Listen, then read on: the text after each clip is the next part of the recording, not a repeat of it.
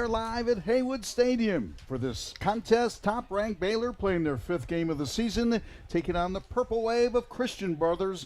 It's a region game number 2 for the Red Raiders. Baylor in Division II AAA East. Christian Brothers from Memphis in Division II AAA West. Taking first of all a look at the visitors, 2-1 overall, 2-1 at home. This is their first road game of the year. They beat White Station in their opener, did so handily, 41-0. Then because of Hurricane Francine, their game against Sheffield was canceled. They played Brentwood Academy on the 6th and lost that game by 10 points, 23-13, and last week recovered nicely with a 54-0 shutout win over at Hillcrest. For the Red Raiders, 4-0 in the season. Game number 1, that comeback win over Rabun Gap by a 21-14 margin. Then beat Gray Collegiate 42-7. Coconut Creek was the last home game, a 49-21 game, and then went on the road and knocked off Lipscomb by a 37-7 final score. Both these coaches well respected around the state. Thomas McDaniel, the head coach at Christian Brothers, was at Oakland High School for a long time, 7 years, won a state championship in 2008, coached at Riverdale before that, came to Christian Brothers and has been ultra successful as the head coach, as they call them, the Brothers. And for Eric Kimry, you know his resume, pretty darn impressive as well. His total win-loss record, 217 wins against 25 losses. At Baylor, 25-5. Now in his 3rd year as the head coach of the Red Raiders, came here after being the tight ends coach at South Carolina, coached the Hammond School from 2004 to 2020, 16 years as the head coach at Hammond School in Columbia, and during that time won 12 state championships, 6 in a row. He is a University of South Carolina graduate and a graduate student right out of school. And Eric Kimry has the Red Raiders rolling right now. Take a look at what both these teams did last week. Like we said, it was a win by Christian Brothers over Hillcrest. And Christian Brothers is good. They're a little bit wary of what they're going to face tonight, though, in all honesty. And as far as the Red Raiders are concerned, they beat a really good Lipscomb team, 37-7 last week. These two teams played twice last year, a pair of Baylor victories. In the regular season, Baylor won 48-9, and then the opening game of the playoffs for the Red Raiders was a 49-7 win over Christian Brothers. So Christian Brothers, a good team, ranked 50th in the state.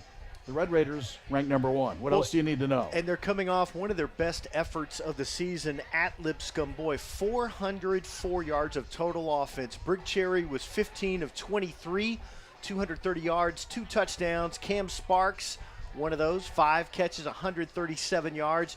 Joakim Dotson, 6 catches and a touchdown. And then on the ground, David Gabriel Georges toted the note 12 times for 128 yards and 1 touchdown.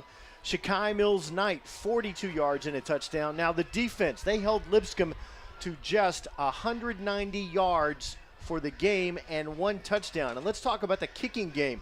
Philippe LaForge was a force.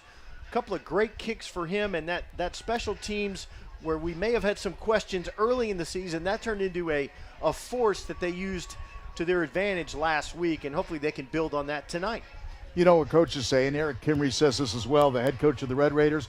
What do we want to do? We want to get better every week. Clean up some mistakes, get better every single week. And I would say, I think this team may have gotten better every week. I think they've showed excellence on both. They've gotten a little bit better in every phase of the game every week. That first game against Rabun Gap was a hot, tough, just a contest against a very good football team. They made some key plays late to win, and they've built on that. And again, Jim, you'd have to say, at least from our eye, they seem to get better on both sides of the football and in special teams every week. Tonight, boy, this is a game they really should get after and dominate early. Yeah, this is one of those. You take a look at the schedule beginning of the year, you say, okay, you got 3 games to kind of get ready for region play. Rabun Gap, Gray Collegiate, Coconut Creek. These 4 games, and they just started out that last week, the 4 games at Lipscomb, at home against Christian Brothers, at Brentwood Academy, at home against McCauley.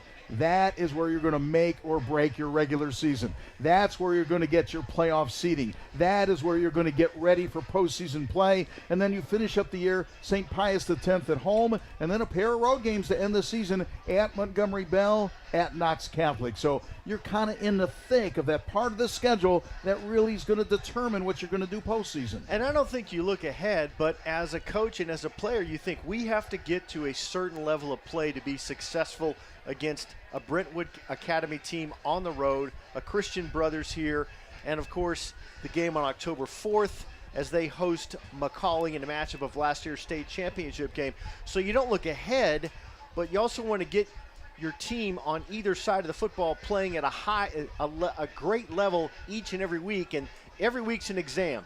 Tonight is Christian Brothers. And I would say this team does have some swagger, doesn't they? I'm talking about the Red Raiders. They know they're good. And Coach Kimmery says, we don't talk about rankings. We don't talk about this. Guess what? In the days of social media, you don't have to say it. They all know. Yes. And they know what everyone is saying about them. And I think what they're saying is correct. This is a pretty good football team. Well, they're awfully tough to defend. I mean, who are you going to key on? Shakai Mills-Knight, Cam Sparks, Daniel Gabriel Georges. I mean, they've just got so many weapons. And their offensive line, they say, Jim, this surprised me, they say their offensive line is better this year than last year, even more physical. And when you can put points on at a rapid pace, it makes your defense better because it forces the opposing offense to take maybe some gambles they wouldn't normally take. I mean, how many times, Jim, have we been in this season involved in a mercy rule? At least 2 games, right? And why anybody would let Baylor start the game on offense is amazing to me, but we've seen it almost every home game for the last 2 years. Well, think about it. In the high school ranks, how many people take the 4 skilled players, the 2 running backs and the 2 receivers. I don't know if there's anyone anywhere that could match up those 2 running backs, David Gabriel Georges, Shakai Mills-Knight, your 2 running backs. And they've been running more 2-back sets because that makes you can't key on all of them. You can't double team all of them. Then you have Dotson, who's playing well, Sparks, who's playing well. You throw in the tight end, Ben Darnell, and it's a lot to ask for a defense to cover those 4 or 5 particular guys. And really what it does is you're going to have to put a linebacker on either Shakai Mills-Knight or David Gabriel Georges, and that's just a matchup that they absolutely love if you're a Baylor Red Raider fan. And also, on the punt return, Tyler Rice has been very effective. And again, if they can get that kicking game close to where it was last year in terms of a real offensive weapon, they're already fantastic on the kickoffs. We haven't seen one returned all year. I mean, that part of the game seems to be peaking also. You take a look at that defense for the Red Raiders, juniors and seniors, I think led by Joel Lowenberg. And I'll just tell you, I was talking to Eric Kimmery today, our normal Friday meeting conversation. I said, tell me about Joel Lowenberg a little bit. And he goes, well, Cincinnati loves him. Houston loves him. He's getting more and more offers as time goes on. I said, is he an athletic guy? He's not that athletic, right or wrong? And he just went, wrong. I mean, most coaches will at least sugarcoat it for the old man, right? No, he goes, you're wrong, JR. He's one of the most athletic guys we have. He said, watch him run sideline to sideline. He's always around the ball. His speed is elite. He's one of the best linebackers around, and more colleges are finding that out and taking a good look. Always around the football, great leverage, and delivers a blow with great efficacy. Has knocked the ball loose a couple of times this season, and to me, as a linebacker, he is always around the football, and that's a fantastic trait to have. And he arrives in a bad mood when he gets there. Yeah, and again, he's elite. One thing about Christian Brothers, you're just impressed by the numbers that they have. Football is still really important on that campus in Memphis. They made the trip today. They stopped at Oakland, where we mentioned a moment ago, Thomas McDaniel, the former head coach at Oakland, now the head coach at Christian Brothers. They stopped. They did a walkthrough at Oakland, ate there, and then came the rest of the way. That's a long way to go in a single day, but they have numbers. There's a lot of players that were wearing that purple and gold uniform. They do. Ethan Johnson, number 1. He is tailback. They feel like he is their best player. That will be somebody the Baylor defense will have to contend with tonight. A couple of interesting stories we'll get to as the game goes on. They're young offensively. They like to run primarily no tight end sets, which means either 3 receivers or 4 receivers in the pattern and 2 running backs. So that ought to be really something to watch tonight. Can they kind of weather this first offensive storm from Baylor, and can they kind of play keep away? We were talking to the coaching staff at Christian Brothers, and they gave Baylor the ultimate compliment. One of the assistant coaches saying, I've been around football, been in the high school ranks for 28 years. He said, this is the best, most organized group I have seen. He goes, I'm talking about organized on the field, organized coaching staffs. He says, this is the best I have seen in his 28 years of coaching. He said, that's been in Tennessee, that's been in the state of Florida, that's been at different stops around where the high school football is elite. It's rare that you hear that from an opposing coach, and it's hard to argue with. Really, we thought it might wow, we know these guys are good. We didn't, but when you have an opposing coach so freely to say, hey, these guys really are the real deal, you know why they're the number 1 ranked team in the state. They are 1. McCallie is number 2. McCallie has Brentwood Academy tonight, so that should be a good matchup just a couple of miles from right here. So we'll take a look, and that's one of the players right there that they are very much afraid of.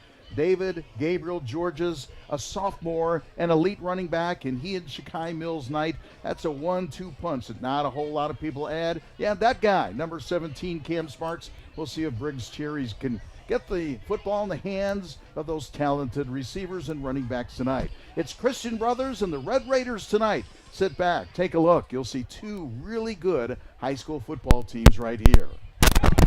Ladies and gentlemen,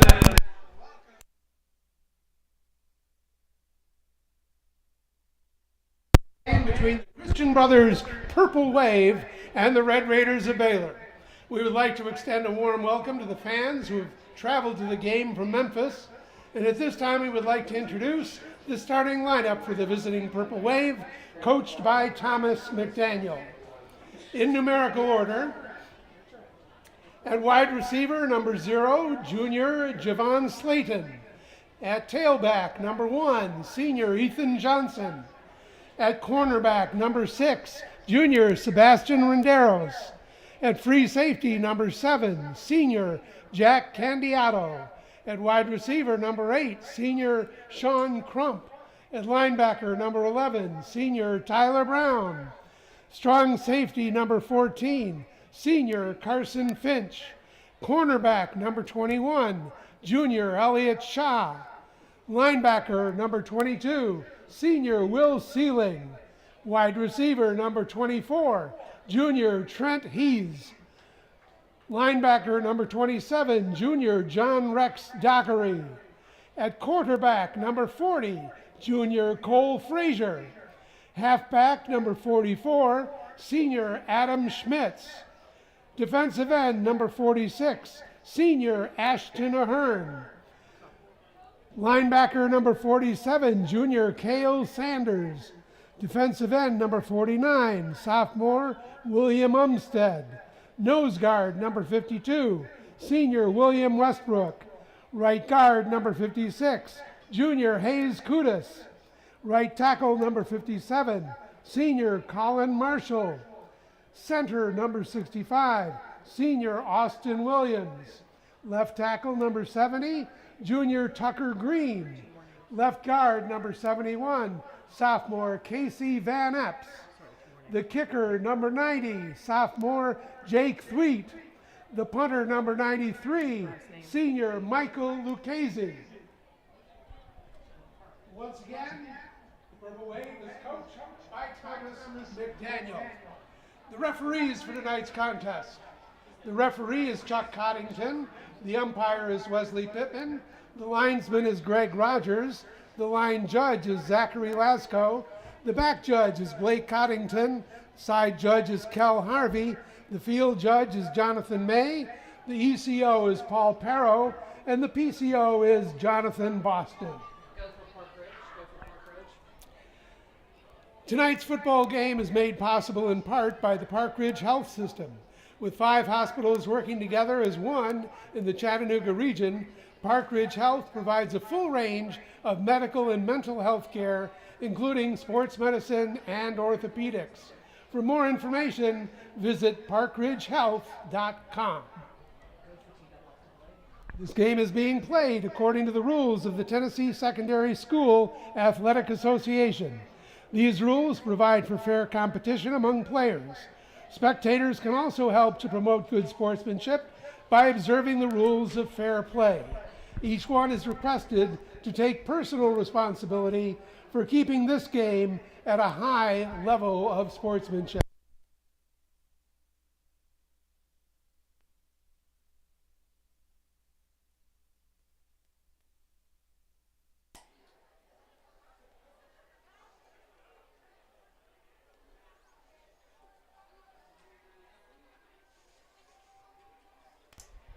Let's talk a little bit about the Red Raiders, and I was talking to Eric Kimry earlier today. He gives me the scouting report and just talks about his players a little bit, and specifically I was talking about Briggs Cherry. And when you take a look at some of his numbers, and the most impressive numbers to me, 10 touchdown passes, 1 interception, a 10-to-1 ratio. Coaches like to be 2-to-1 or better, 2-to-1 of touchdown passes per interceptions. You get 10-to-1 from a guy that didn't take a lot of snaps last year. As you mentioned, as we mentioned a little bit, a little rusty in game one, but since that time, you just feel like he owns the team now. You know, he seems so much more confident. He knows what buttons to push, and he has so many weapons around him. You know, it's not like when you have a quarterback surrounded by that much talent, you have to be Brett Favre. You just have to be a good point guard. You just have to be a good distributor, get the ball in space to your people and let them make plays. And he's done that. Well, we talked a little bit last week. We were talking about Will Levis with the Titans. You saw trying to do too much sometimes. And I would say Briggs Cherry, so far this season, has learned not to do too much and doesn't have to do too much. When you have All-Americans in back of you and to the side of you, that's the old get the ball to the playmakers. And he's got a lot of playmakers around him. So he'd be smart, and he does it well, makes good decisions, and no matter who you hand it to or who you throw it to, it seems like that's on the money. Well, you talked about making good decisions, and his poise has seemed to grow with each and every week, because I think he realizes where the buttons are, where I need to push, and what part of the field, and he's very comfortable in this offense, much like we saw Whit Muschamp last year. He's very comfortable in the structure of this offense, and he doesn't need to do too much to be very effective. We haven't talked much about the defense. One of the captains tonight will be C.J. Weiler, a defensive end for the Red Raiders. Probably an underrated guy. We haven't called his name a bunch, but they have the standard philosophy. You rush 3. If you can get to the quarterback or slow him down a little bit with 3, then you got a great chance to make a play. Slow him down at the line of scrimmage. Let that talented linebacking core go to work. I was going to say the key to this defense might be how active the first 3 are, and then the linebackers come in to do the lion's share of the damage. Joel Lowenberg, Davis Garrett, Bradley Ilunga Bisalele, and Chris Reniger, the senior. Also, Rylan Jesse provides some depth there as well. They seem to be in the right place at the right time. Having such a good defensive front makes their job easier. And then on the back end, this team has played great man-to-man defense on the edges for the last 2 years. They've done an outstanding job, and you can expect more of the same tonight. Yeah, defensive coordinator Chris Brown's not afraid to put those corners on an island, is he? He trusts them enough to handle one-on-one coverage, and they're in one-on-one coverage a lot. They really are, and what that means is you have got to get pressure up the field from your defensive line, and the linebackers get to play the gaps and blitz where they're supposed to be, where they are stunted in certain 3rd and long situations, and it's been a very effective formula. How many times, Jim, last week did we see somebody just absolutely breaking free, heading right at the quarterback? Not very often when you have that offensive line, and very often on defense, getting pressure with only 3. Sometimes you send a linebacker, sometimes you disguise your looks, and when the Red Raiders do that, they don't blitz a lot, but when they do blitz, it's pretty darn effective because you have enough time. A lot of schools have a lot of problems guarding 3. You get that 4th guy, you send a linebacker, and then all of a sudden it's trouble in the backfield and negative yards a lot of times. It's a dynamic team that can make some things happen, and the safeties, Barrett and Tyler Rice. I said before, I think Tyler Rice is a very, very underrated guy. And now, with the help of the Baylor Jumbotron, we would like to introduce the starting lineup for your Baylor Red Raiders. On defense, number 4, linebacker Joel Lowenberg. Number 5, defensive back Damian Theodore. Number 8, defensive back Colby Barrett. Number 15, linebacker Keaton Whaley. Number 16, linebacker Davis Garrett. Number 20, defensive back Jordan Daragia. Number 21, linebacker Bradley Ilunga Bikalele. Number 24, defensive back Cody Davenport. Number 25, safety Tyler Rice. Number 27, linebacker Chris Reniger. Number 35, defensive lineman C.J. Weiler. Number 56, defensive lineman Rafi Kunzamana. Number 99, defensive lineman Jaden Arenas Michelle. And your Baylor offense. Number 0, running back David Gabriel Jordan. Number 1, running back Shakai Mills Knight. Number 2, wide receiver Caden Dewey. Number 3, quarterback Briggs Cherry. Number 9, wide receiver Joakim Dodson. Number 13, wide receiver Alexi Leclerc. Number 17, wide receiver Cameron Sparks. Number 19, tight end Ben Darnell. Number 54, offensive lineman T. Johnson. Number 58, offensive lineman Jimmy Bryson. Number 71, offensive lineman Charlie Edwards. Number 74, offensive lineman Xavier Wade. Number 75, offensive lineman Jonathan King. And number 79, offensive lineman Gabriel Ascenda. His special teams, number 80 kicker Philippe LaForge, and number 95, Hunter Sam Shutter. The Red Raiders are coached by Eric Kimry. We're going to go straight to the invocation. You can go into the invocation. Okay.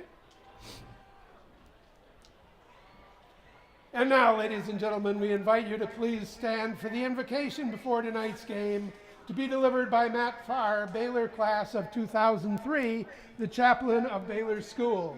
Then please remain standing for our national anthem, to be sung tonight by Baylor senior Kate Cuthbertson. First, Reverend Farr. I invite you to join me in the spirit of prayer. Almighty God, we have gathered here in Haywood Stadium to witness the strength and speed of youth this evening. Thank you for a beautiful day and a wonderful evening to play some football. We thank you for the opportunity to cheer on our players tonight. Keep them from all harm. Bless these teams and their coaches. Bless our schools. And the red, white, and blue of our student section this night reminds us of our heritage as Americans.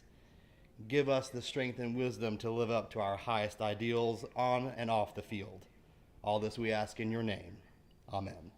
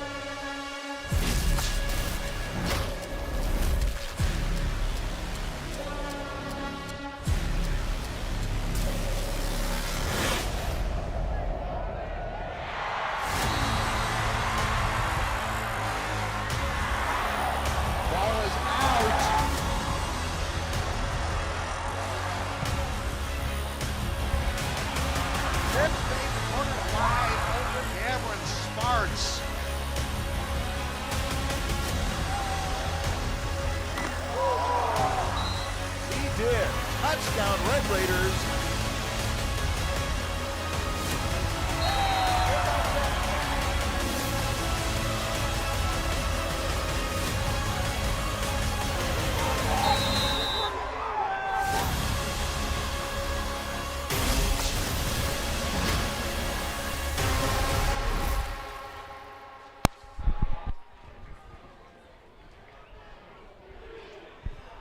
The captains will meet at midfield for the ceremonial coin toss.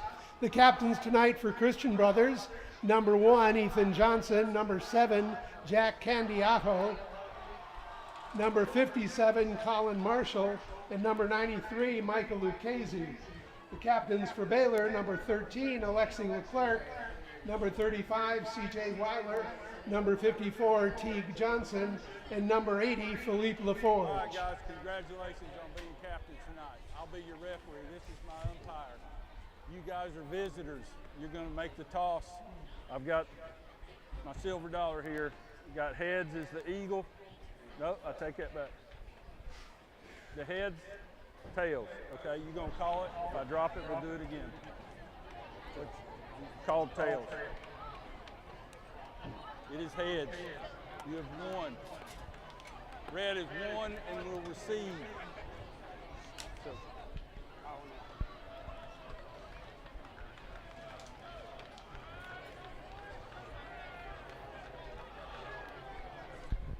Baylor won the toss. And so the captains for the Red Raiders did a good job. Alexis Leclerc, C.J. Weiler, Teague Johnson, and Philippe Laforge winning the toss. And per usual, Baylor wants the football first. They Jim, like to inflict that pain early on, How don't many they? times in the last 2 years have they started with the football? That's incredible. I thought you were going to ask me how many times you get heads and tails wrong. Usually you've got that down in your pregame meeting, right? That's all right. It's early for all of us. No, it's not. It's early. We're in the middle of the season. It's nerves. It just means it's important. Red Raiders ranked number 1 in the state, and Macaulay ranked number 2. As much as I ask Eric Kimry about ratings and all that, I bet if I asked every player individually who's number 1 and who's number 2 in the state, you think They would might know. They would They get might that know. right. I think that would be 100%. I think they get reminded of that from time to time. Maybe not by the coaching staff, but by everyone else on campus. I would think. Living in the 4-2-3. Red Raiders 4-0 in the year. Wins over Raven Gap, Gray Collegiate, Coconut Creek, and last week a region win against Lipscomb 37-7. And that's a nice team. Lipscomb, we talked a little bit about them. Even though they lost 37-7, they had a little momentum going on and then lost their elite quarterback. And that made it a different game against Lipscomb last week. But that's still a 30-point win on the road against an elite team. So we'll see what the Red Raiders do tonight. Again, another pleasant night for high school football. Once the old sun goes in back of that mountain range right there, it becomes a beautiful night. We'll see what the Purple Wave does. They'll run a 3-4, as we mentioned, like Baylor, maybe a little bit different. The Baylor usually goes 4-3 or 3-3 and then go from there. But a 3-man front we'll see from the Purple Wave tonight. From Memphis, Christian Brothers. Cam Sparks and Caden Dewey back to receive the kick for the Red Raiders. And that's been a good combination so far this year on that level as well. Good kicking game, pretty good kicking game for the Purple Wave. Although an injured Bursa sack in the knee might make a difference here tonight, we'll see. Christian Brothers, they're very much aware, but if you see that Christian Brothers sideline, and we'll see it, you can see it, there's a bunch of players over there. Football is really important at Christian Brothers High School in Memphis. Jim, you talked about the kicking game for Christian Brothers. Mickey Lucchese is going to kick tonight despite that bursa sack problem in his knee. End over end and in the end zone. They like Lucchese. Again, they like their kicking game. Baylor likes their kicking game as well. So we'll start out with the Red Raiders. Osenda, Johnson, Jimmy Bryson, Xavier Wade, Charlie Edgeworth on that offensive line. Probably guys we do not talk enough about. And that could possibly be my fault. 12 minutes on the clock. First quarter finally underway. Red Raiders and Christian Brothers here at Haywood Stadium. First down, 10 yards to go for Briggs, Cherry and Company. A little bit of a moment to get ready. A little football in the middle of the field, and 2 receivers left on that far side. Briggs Cherry going naked on the first down. Pass complete near side.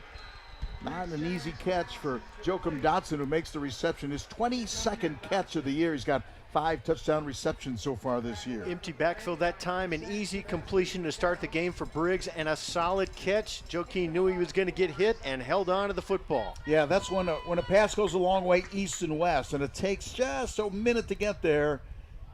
You know, you're going to get one in the sternum. Cherry with a single setback, wants to throw again, going long. Has a receiver one-on-one coverage and overthrown and incomplete. Boy, they went deep again. That's about 3 steps too long. Joaquin Dotson had some separation, but just could not reel that one in. How do you like taking a shot on the second play of the game? They got the coverage they wanted, and he separated from that coverage. It was just about 3 steps too long. Little bit more air underneath. Now it sets up a third down, about 5.5, 6 yards. Third down for the Red Raiders, opening possession of the game here at Haywood Stadium. Christian Brothers from Memphis taking on the top-ranked Red Raiders, #1 team in the state. Cherry from the gun. Stops, throws in the flat, pass complete, but not enough for a first down. So that's certainly a win for Christian Brothers. 1, 2, 3 and out. Baylor taking a shot on a long second down chance. What a nice open field tackle Yeah. by number 27, John Rex Dockery. He took down Shakai Mills Knight one-on-one. I mentioned that name is familiar, John Rex Dockery. Rex Dockery, the former head coach at the University of Memphis, then Memphis State. That's his grandson. Rex Dockery, people loved him in Memphis and died in a plane crash when he was the head coach of the Tigers. Gonna kick it away. Rugby style with no one back. Takes a Baylor roll, obviously. It will inside the 35. It won't be returned because Javon Slayton, they moved him across the field right before that ball was kicked. Do they think Baylor was going to go for it in that situation? I don't know. So not much of a drive for the Red Raiders. 1, 2, 3 and out in their opening possession. And the Purple Wave take over, first down and 10 yards to go. 1st and 10. We'll talk about this in a moment, but how many times you see a number 40 playing quarterback? That's Cole Frazier, the junior. Number 40 at the quarterback spot. 3 receivers, they bunch him to the far side. Dump it off that way for the screen. Complete for 5. Complete for a first down. Man, he is explosive. Nice open field tackle there. That may have that's Kobe Barrett. Nice open field tackle. That might have gone for a lot more. As it is, it's a first down. Cole Frazier, number 40. Because his brother wore number 40. His brother also played at Christian Brothers, and his brother was killed in a car accident a couple of years ago. And as a tribute to his brother, Cole Frazier wears the number 40. Well, misdirection acting that time. Nothing coming near side. Go back to the far side. That's the classic old, what do announcers say? Stayed at home, made the tackle, and gave up only a yard on first down. Keaton Willey with the tackle that time on Ethan Johnson.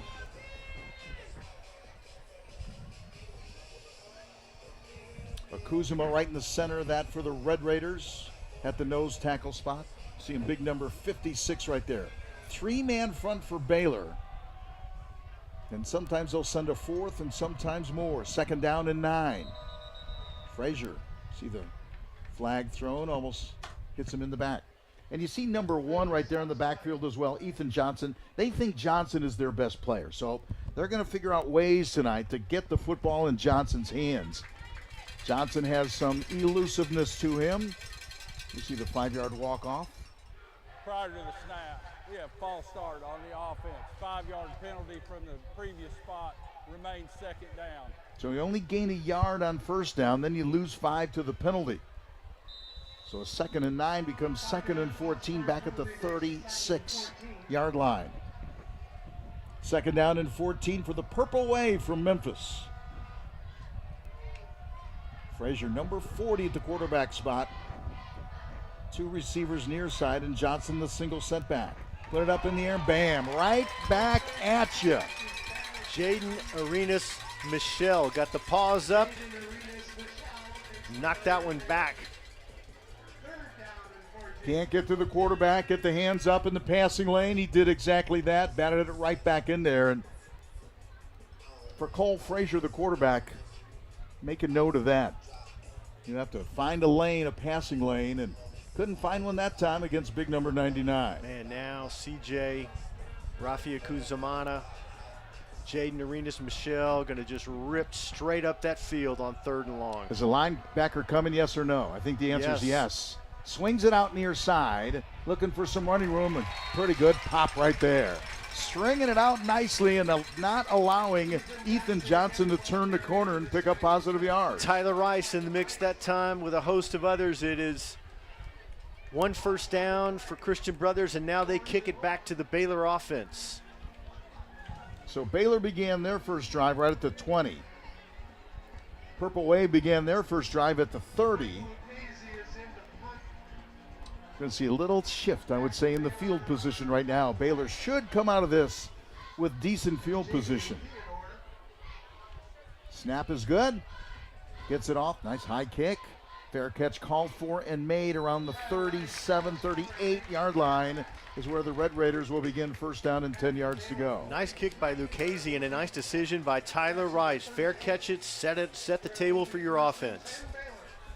Yeah, I think overall for Baylor, aside from the athletic prowess that we say they have, and they do, decision-making all the way around has been pretty darn good.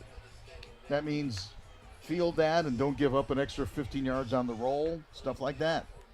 No score first quarter. Top-ranked team in the state, the Red Raiders, taking on Christian Brothers from Memphis. Second possession of the night for the Red Raiders.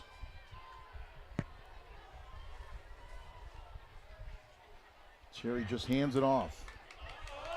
David Gabriel Georges weaving in traffic and picking up good yards. I promise you he makes it look a lot easier than it is. That's just spectacular balance, body lean, and the chains move.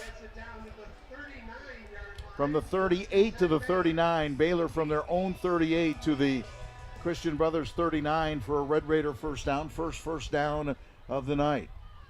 Play action this time, off of that, putting it up in the air, pass complete far side, hit out of bounds around the 23, 24-yard line. How about that for a sequence?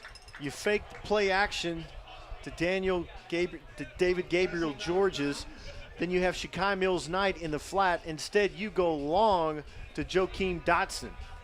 Weapons. Picking up about 16 yards for another first down. 1st and 10 Red Raiders. And again, that works when you can play action to a running back who has just had success. He's having more success. Inside the 20, grabbed by the hips and wrestled out of bounds. It'll be about a 3-yard gain down to about the 20. So a 3-yard gain on first down for the Red Raiders. Second down, 7. Red Raiders unbeaten so far this year.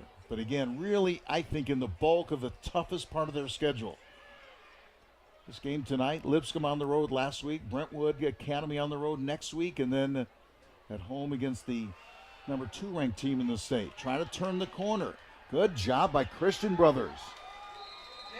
Christian Brothers says we don't match up man-to-man in a lot of areas, but as a team, they seem to be on the same page. They really strung that out Yes. effectively that time defensively.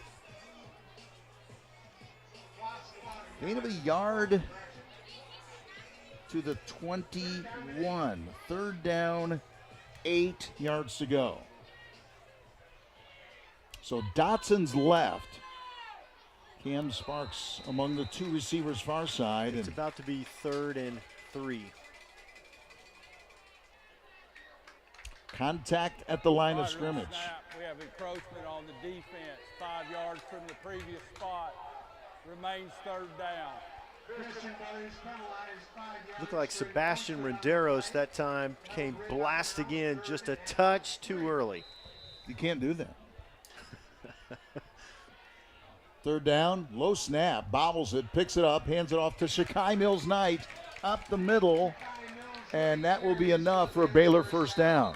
Another flag down. Had a little disaster at first because the snap was dropped on the ground. That threw the timing off, and Briggs Cherry had just enough to hand it off to Shakai Mills-Knight. But holding call. Wow. Well, with the ball on the ground like that, I can see an offensive lineman trying to protect his quarterback.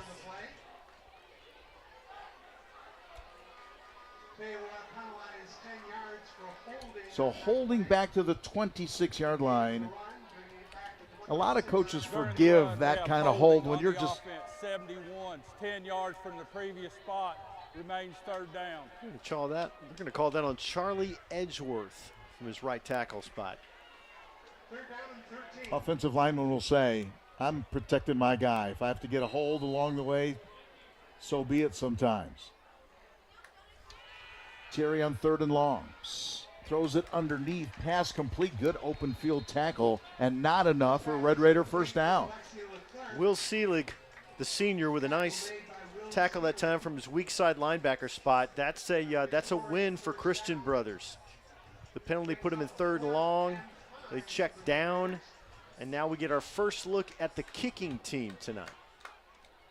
Penalty was costly, and they'll try a 35-yard field goal. 35-yard field goal for Philippe Laforge. 35-yard field goal attempt.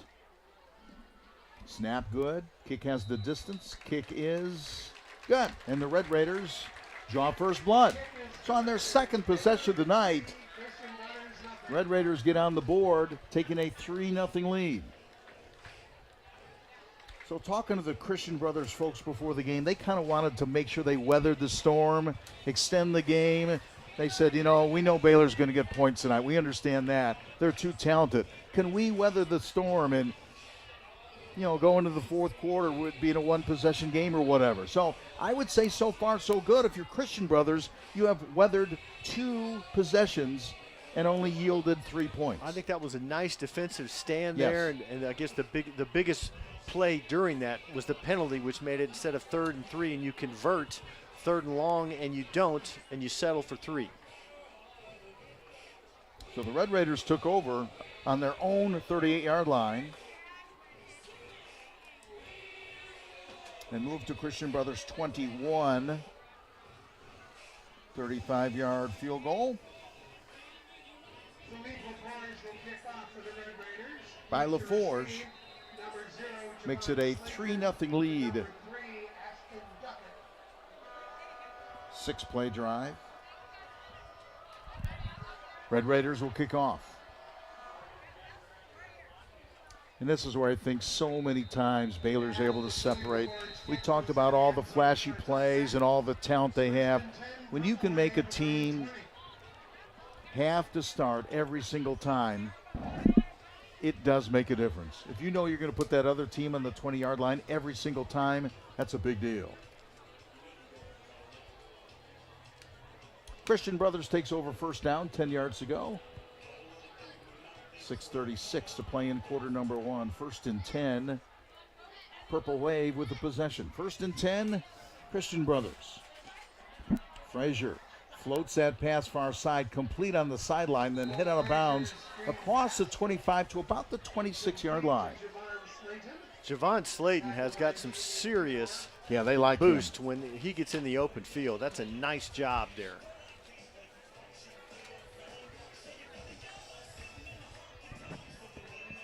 It's about a 6-yard gain.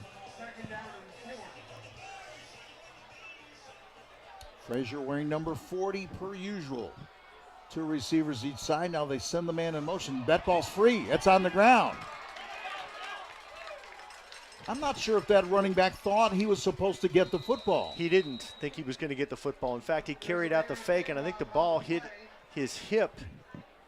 And for Christian Brothers, it bounced forward, and apparently they were able to recover it. Wow. He was not ready. I mean, he had no intention of taking that football. That makes it a 3rd down and long, and Christian Brothers fortunate they still have the possession. 3rd down now, 12 yards to go. Yeah, you see a guy run that end around type of route going past the quarterback, and Frazier on 3rd and long. And again, Baylor sometimes dials up the pressure in this situation. This could be time where the defense makes a big play. Lowenberg scoots up. And Christian Brothers says, let's just think make about sure this. everyone's on the same page here. And in my opinion, that's a good timeout. Yes. You don't want to make a mistake here. Look, you don't want to make a mistake on your own end. You just put it on the ground a moment ago. Yes. Interesting about Thomas McDaniel, the head coach at Christian Brothers. He was the head coach at Oakland High School before he took the job at Christian Brothers. His dad passed away 2 weeks ago. 2 weeks ago on a Friday. And so he's been going through a tough time. He and his dad were very close, and said this before, his dad was a barbecue guy, competed in Memphis in May, and you and I both know there's 2 big competitions, barbecue competitions in the state. That's Jack Daniels and Memphis in May. He used to compete in that.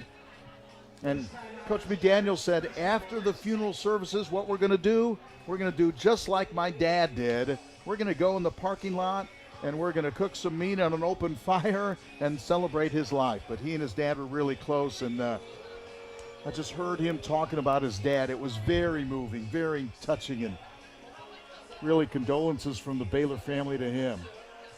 His brother's also a high school football coach. He played at Tennessee Tech. Coach McDaniel did. So he was a Golden Eagle. Frazier on 3rd and long. Breaks a tackle or two and gets close to that stick. That's a fantastic effort. He got the first down. Got across the 30. Wow. Cole Frazier did a lot of that on his own. Got some help from his offensive line. Great vision there. Stayed on his feet. Just found open acreage and turned that scramble into a 1st down. Did a nice job of kind of spreading things out a little Really bit. did. He won some of those one-on-one battles. Baylor brought some heat, and he was able to weather the storm. So it'll be 1st and 10. Christian Brothers converts. Trying to go wide. Good hit in the open field. That looked like it was going to go for a bunch. And a good job for the Red Raiders defensively. Yes, sir. That's Tyler Rice. They got Slayton loose. He hit the gap, but Tyler Rice was there low to shut that play down. If Tyler Rice didn't get him, I think he was going to turn that upfield and pick up 7 or 8 yards. Tyler Rice, as you mentioned, went low. A little submarine tackle right there. That holds it to just a 1-yard gain. 2nd down and 9 at the 32-yard line. 2nd down and 9 for the Purple Wave. They put 3 receivers on the short side of the field. Handoff right up the middle, running room, and up the gut. And you could see what they like in Ethan Johnson. I asked several of the Christian Brothers coaches, who's the best player? They didn't stutter. they didn't back off. They said it's number 1. The senior Ethan Johnson, 74 yards per game, 85 yards and 2 touchdowns last week in their win over Hillcrest. So that was a good night. You could see he's hard to bring down. He also kind of built low to the ground, right? And once he gets moving, that is a load. Look at, he's not a little guy back there. Frazier play action. Stops. Throws it long. In back of the defense and overthrown. Had what he wanted. He had a man deep. Kind of sidearmed that thing and just could not quite reel it in. Theodore had coverage on that play. Beat for a second. Was able to recover. And Mr. Theodore was very pleased that that one was not thrown with a little more air underneath. So on a 3rd down, Christian Brothers takes a shot. 3-0 lead for the Red Raiders, as you see. Still in the 1st quarter. 3:45 to play in quarter number 1. This is possession number 2 for Christian Brothers. First one resulted in a punt, and this one will as well. Snap is good. Takes his time. High kick, not a lot of distance to it. moving up and making the fair catch. And the Red Raiders will again begin right around the 35-yard line. Baylor began their first possession at the 20, last possession at the 38, now at the 35-yard line with a 3-0 lead. You could tell Christian Brothers is well coached. You can tell they do a lot of things well and Absolutely. trying to find a matchup. And they found a couple of matchups so far. They And played well defensively. when they said Ethan Johnson is the real deal, you know what? I'm already convinced. He looks like he's the real deal. On their defensive line, Ashton Hearn, William Westbrook, and William Umstead, the sophomore, anchor things. Cherry dumps it off to Cam Sparks. Sparks make the first one miss and then use your wheels. Gets a pass midfield for a Red Raider first down in Christian Brothers territory at the 49-yard line. Sebastian Renderos did everything he could that time. He came in low, he came in hard, but Cam Sparks was just able to avoid it, and that set the table for a big gain for the Red Raiders. Leclerc and Sparks wide. Cherry back on the near side to Dotson, complete. Underneath, breaks a tackle in the open field, gets a block, tries to go wide, and finally tripped up around the 36-yard line. They just sliced up the defense that time. The key to the play, Briggs Cherry's shoulders. Turns to the outside line, then came back in. And boy, just a great effort that time by Joakim Dotson. Dotson to the 37-yard line, just gliding and weaving in traffic. Few are as smooth as him, and I include me in that category. Not quite as smooth. Cam Sparks, he might be in the conversation as well, getting inside the 25. How smooth is that? Yes. They had him defended again, and he just cuts inside, then back outside, and the sticks move again for the Red Raiders. I just feel like Baylor's going left, right. Dotson on one side, Sparks on the other.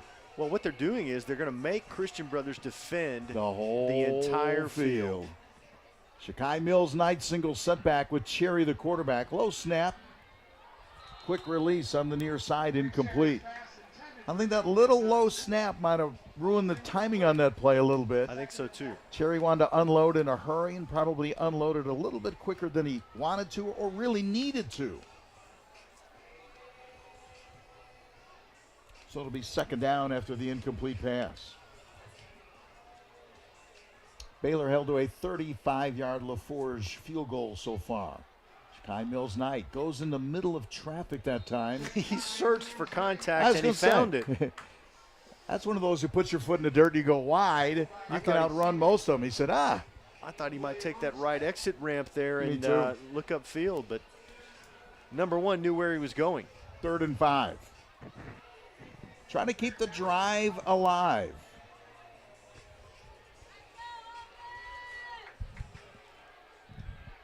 Gabriel George is in there at the running back spot. Another low snap. Flares it out near side. Complete, and I don't think he got enough for the first down. Went to Shakai Mills Knight out of the backfield. So how close are you? I think they're going to go for it right They are here. too. Keeping the offense Looks on like- the field. Looks like 4th and a Let's- little over a yard. Cherry hands it off. There's the first down on the spin move, but he took a pretty good pop. He really did. He thought My he was going in the goodness. open field, right? Wrong. My goodness. Good defense, good pursuit by Christian Brothers, but Baylor does convert on the 4th down. That was Carson Finch from his strong safety spot with the tackle for Christian Brothers. 1st and 10, Baylor at the 13.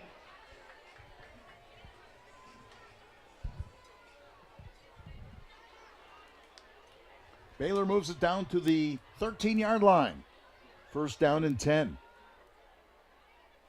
Mills Knight on the left hip of Briggs Cherry and gets the call right up the middle.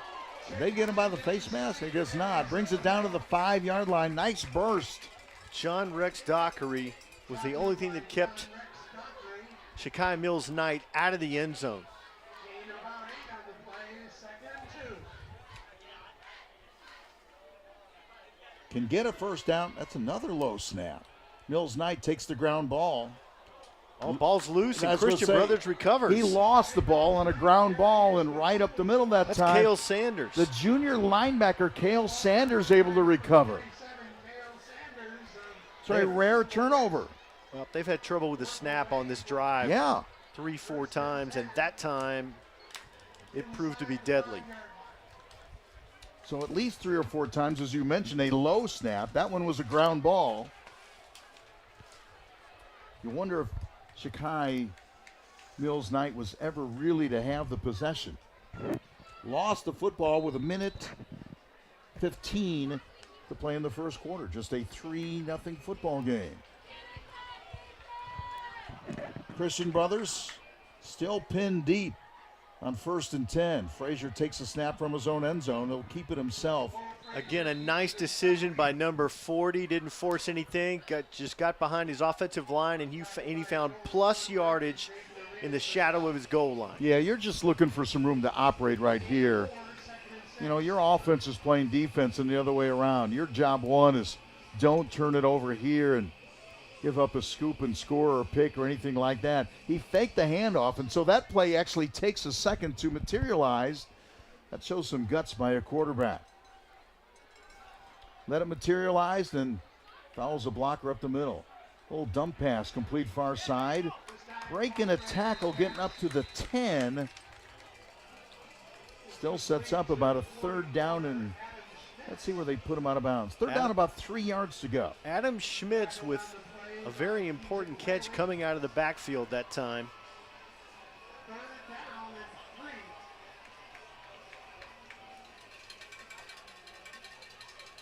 So they bring Ethan Johnson back in the lineup, which is a wise thing to do, I would think. See if you're an elite running back and make something happen. They'll put him in the pattern this time as the first quarter comes to an end. That's the end of the first quarter. The score at the end of one quarter of play. So a low scoring first quarter.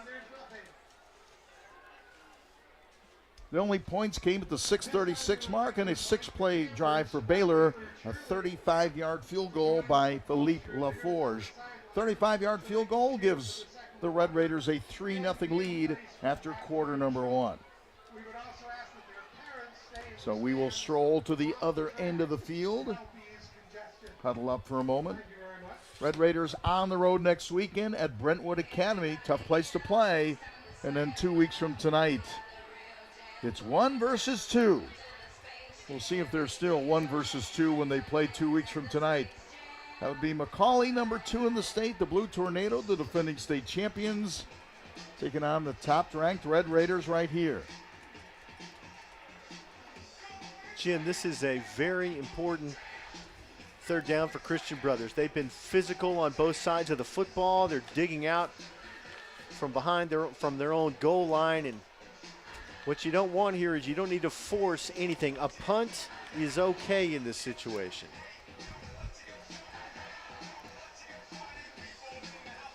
Third down and 3. 3rd down and 3. Very manageable. Manageable. Is this an Ethan Johnson time? Or do you go RPO, run maybe pass turn your option? quarterback loose. Yeah, I was going to say. He's been very effective tonight, freelancing. Yeah, he's the man kind of uncovered, if you will. He's not going to really beat you with his legs, but we've seen him already pick up some tough yards, some impressive tough yards. Wow, something happened there. And big number 99 flattened Cole Frazier. Prior to the snap, we have false start on the offense. 5 yards from the previous spot. Remains 3rd down. That is what will lead head coaches. Well, you go from 3rd and doable to 3rd and cautious, to say the least. 3rd and 8 here. Yeah, 3rd and 3 in this vicinity is a very, very different play than 3rd and 8. 3rd and 3, you're talking about maybe hand it off, a run pass option, let your quarterback make a decision. Now you're saying, don't get us beat. Throw it to a white jersey, not a red jersey.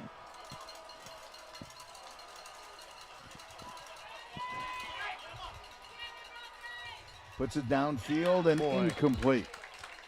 Great arm strength. Yeah, and had time. Just maybe a little too much sizzle on it. He was running for his life.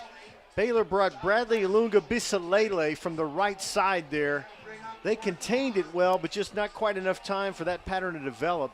They had some heat on that football. I'll give Frederick some credit. He put the ball where only his guy could get it. He did not want to have it picked off, and I'm sure the coaches said, okay, you don't have to be a hero right here, but if you see something, put it in a good spot, and he did. He did. An aggressive throw to a conservative location, the far boundary. So 4th down and 8 following the incomplete pass. Prior to the snap, we have delayed the game on the kicking team. Half the distance to the goal remains 4th down. And this makes Mikey Lucchese's job a little tougher. Delay of game penalty takes it back to the 3-yard line. This is the 3rd possession of the game for the Purple Wave. I think they have one. They only have 1 first down so far tonight. Fair catch called for, good field position. Start on the opponent's side of the 40-yard line. And a good decision by Jamie and Theodore. Nice execution there by Christian Brothers. All things considered, Jim, you're in your end zone, you give up a delay of game penalty, you're kicking from deep in the end zone and you corner it and there's no return. Baylor's 4th possession, they've gone punt, field goal, fumble in their previous 3. 3-0 lead for the Red Raiders. 35-yard field goal, the difference in the game right now. Early in the second quarter with 11:45 to play in quarter number 2. Starting at the 39-yard line. Pass complete far side.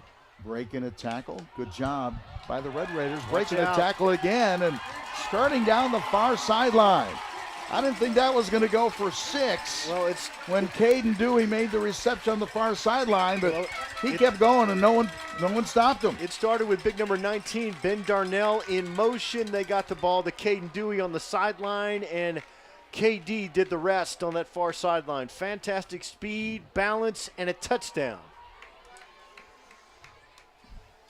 Cherry, his 11th touchdown toss of the season. Caden Dewey. And Caden Dewey was mad that you didn't talk about him in the pregame. We're talking about him now. 38-yard touchdown reception. 1-play drive.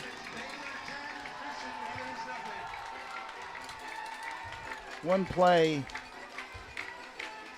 13 seconds. Man, that was fantastic. Well blocked, and then Caden Dewey just knew exactly where he wanted to go in the open field. Nice balance, and again, more downfield blocking. And the result is everybody celebrates when you block well downfield. There goes Ben Darnell in motion. 1 block there. And then Dewey does a lot of this himself. Look at the shiftiness. And then when he gets right here, kicks in the turbos. And it's time to celebrate after Cam Sparks delivered a massive block that time. Wow. Wide receiver pancaking a guy. When you block downfield, everybody gets a chance to have fun. 1 play, 13 seconds. Caden Dewey with the touchdown reception and touchdown pass number 11 of the season for Briggs Cherry. 11 touchdown tosses. As I said, just 1 interception so far, and it's an early 10-0 lead for the Red Raiders. I talked about their big play capability. They showed it right there. And again, 4 people hit him before he broke in the open. And the biggest lick of that one was the one that Cam Sparks delivered. Oh, receivers blocking. Every coach in America loves that. Out of the end zone. That was more than a block. That was a little statement right there. That's a calling card. Yes. And that was impressive. You think the skill guys don't love blocking? Yeah, they do. Still a contact sport. Sometimes those guys like giving it out every so often instead of taking it all the time. Starting from the 20-yard line. Christian Brothers first down and 10 yards to go. Frazier on the roll. Throws it far side. Nice throw on the run. Pass complete. Ball's loose. Far sideline. Ball gets away. Man, that turned into a fantastic play. Adam Schmitz reels that in and turns a nice gain into a great gain. Smith's able to come up with a football. See where they're going to spot this. Yes.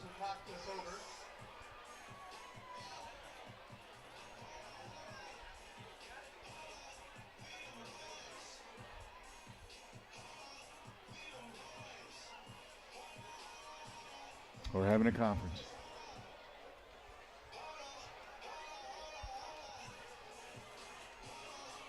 Ball's been on the ground a few times tonight, hasn't it? Yes.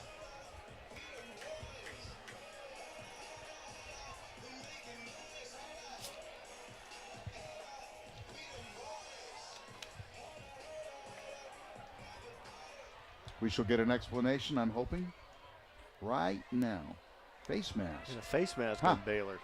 So they're not going to account for the fumble? Well, I guess they're going to take it from the fumble, from where the play stopped. During the run, we have a personal foul, face mask, 8 on the defense. Result of the play, first down. All the way to the Baylor 40-yard line. There you have it. Biggest play of the night for Christian Brothers. Yeah, there have been a couple of key penalties already this evening. Face mask call after the ball was on the ground. Moving it all the way to Red Raider territory to the 40-yard line. Johnson in the slot left. Frazier has time. Not anymore. In the backfield. And a late flag goes down from the backfield judge. Huh.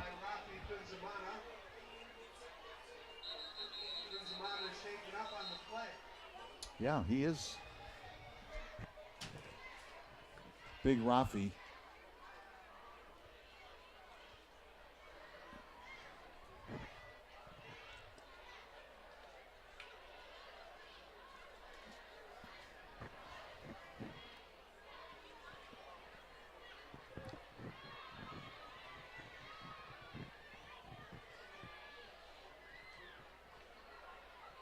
Let the training staff do their job, but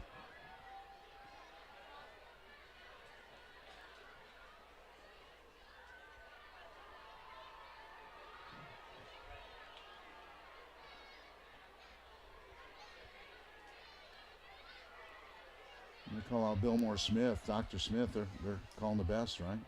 Absolutely.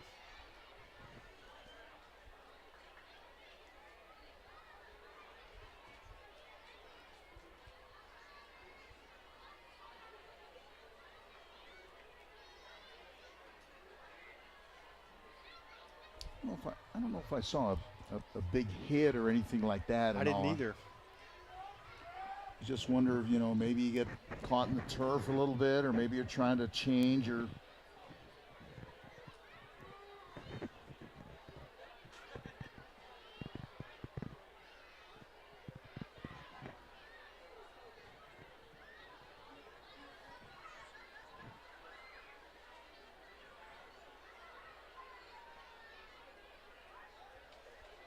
Well, he's up.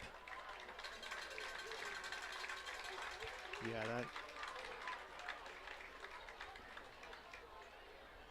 looks like an issue with. Yeah. That right knee. Yep.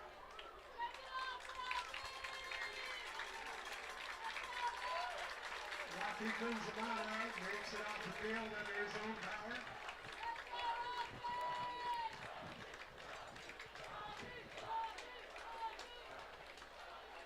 It's a big man.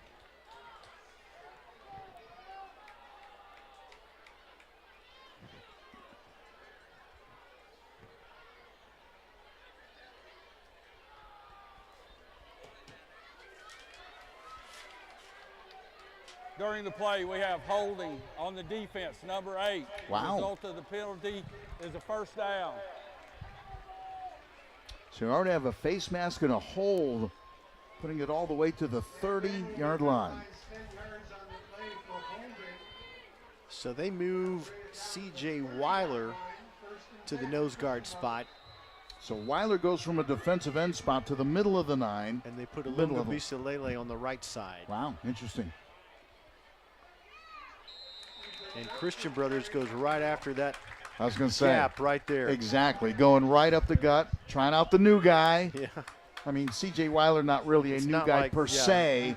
He's just a little bit new at that position. He just comes from the end of the nose.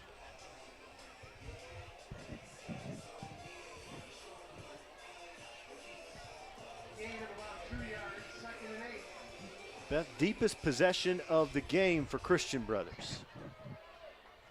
At the 28-yard line, 2nd down, 8. Frazier hands it off Johnson. Johnson slowed down in the backfield and really not allowed to turn the corner very much.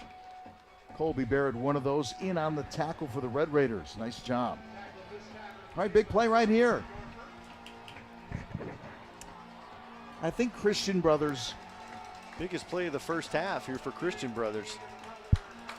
I would say they think, and I agree, I think they think that they have to take advantage of every scoring opportunity. I don't know if they're going to whole bunch tonight, but here's one of them. Gift wrapped with a couple of penalties, but Frazier from the gun. And in trouble. Wow. Boy, think about that. You lose your nose tackle. And you just plug in Bradley, Ilunga, Bisalele, Reniger, and a host of others in there to make the stack. And you're still able to get pressure. We were talking about field goal range earlier with the Christian Brothers coaching staff a little bit. I think this is out of their range, I- so that- they're going that's to go ex- for it here on 4th down. And I think that's something you could not do on that play, and that was take a sack.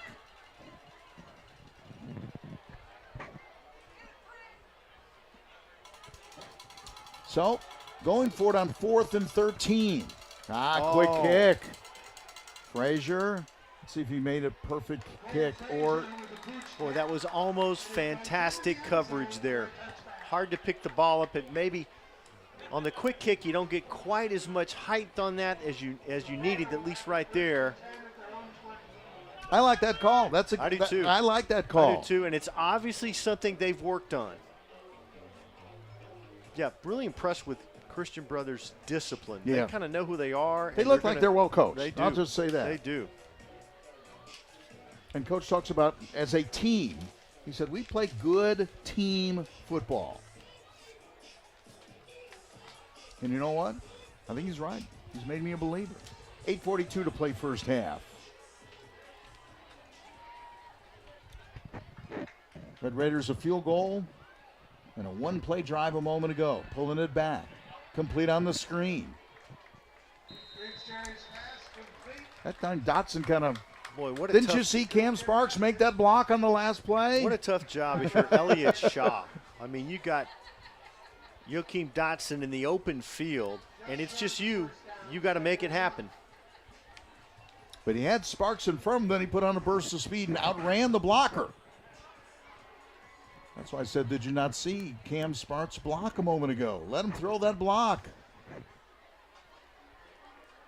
Cherry from the gun. Shakai Mills Knight moves in the pattern.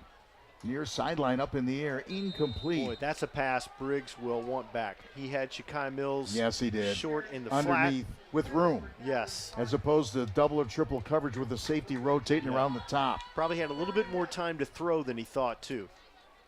But you take a shot on 2nd down, coming back with a 3rd down and 1.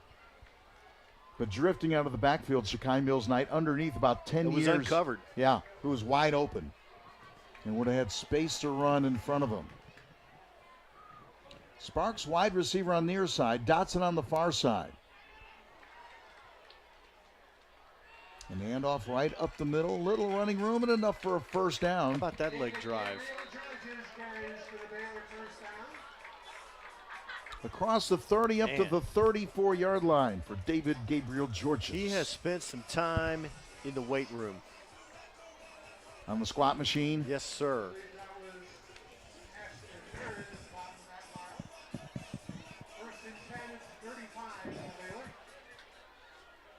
Dotson left, Sparks right. Darnell, the tight end, lines up right side. Single setback. Pulling it back is Cherry with time. Steps up in the pocket. Where's he going to go? Throws it long to Sparks. Sparks adjusts and almost made the big catch. He got and the the call. late flag. Tell you one thing, The late PI. David Gabriel Georges delivered the second best block by a receiver tonight.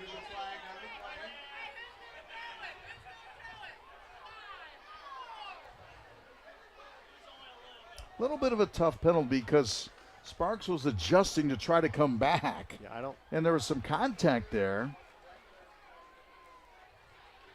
They pick it up? Nope. During the pass, we have pass interference, 6 on the defense. Result of the play, the first down. Sebastian Renderos, not an easy place to be defending Cam Sparks. Downfield. So to midfield go the Red Raiders, owning a 10-0 lead. Led 3-0 after one, 10-0 right now. Field goal first quarter, touchdown second quarter. Cherry hands it off.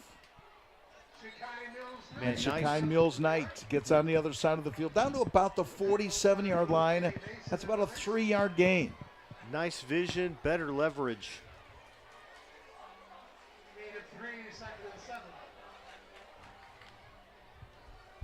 This drive for the Red Raiders began with 8:42 on their own 20-yard line. Now second down. Drops back, dumps it off underneath. Can he make someone miss? No. Cam Ball Sparks. came loose. Did it? No. I think he secured it pretty nicely. They were after it now Looked like because something flew in the air they there. had, they had a lot of help in there. Pretty good gang tackle that time. That was solid defense by Christian Brothers. They're going to make you work here. They are sound. I think we're going backwards. Yeah, they're the purple wave, and they did have a purple wave on that play. They're around the football. They do a pretty nice job, like I said. During the play, we have holding on 79 on the offense. 10 yards from the previous spot, second down.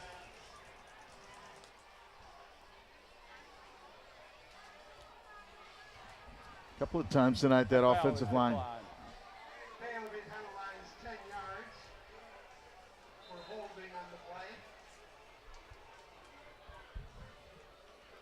So we're just kind of moving back and forth a little bit, aren't we? Yes. Make a play, find a penalty. Had a few flags tonight, holding calls elsewhere. Quite a few. Yeah. So there you see, 10-0 lead for the Red Raiders. 6:34 to play in half number one. I was going to say the yard marker was downfield. Should be at the 49-yard line. So bottom line, third down and 9. I'm surprised they declined that penalty. Yeah, I think they just want to play one more play. See if they can get the hold right here. Both Dotson and Sparks wide on the far side. Cherry over the middle. Gives it on the near side, and there's Cam Sparks, who started left, and he waited for him to drift on the near side. He gets Cam Sparks.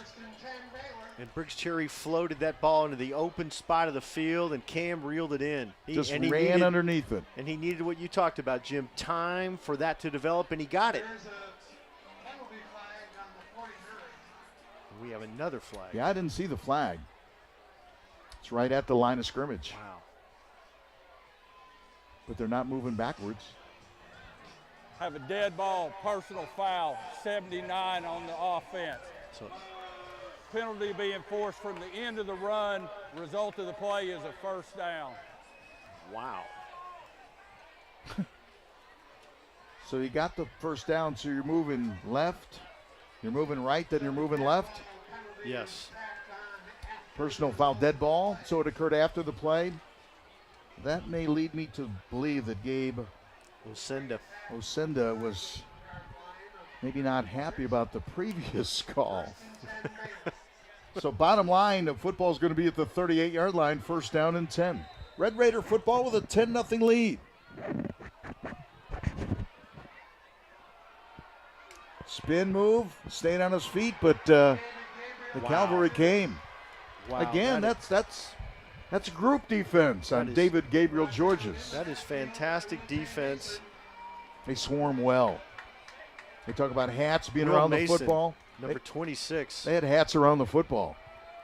And a loss of about 5. Solid open field tackle. Yes.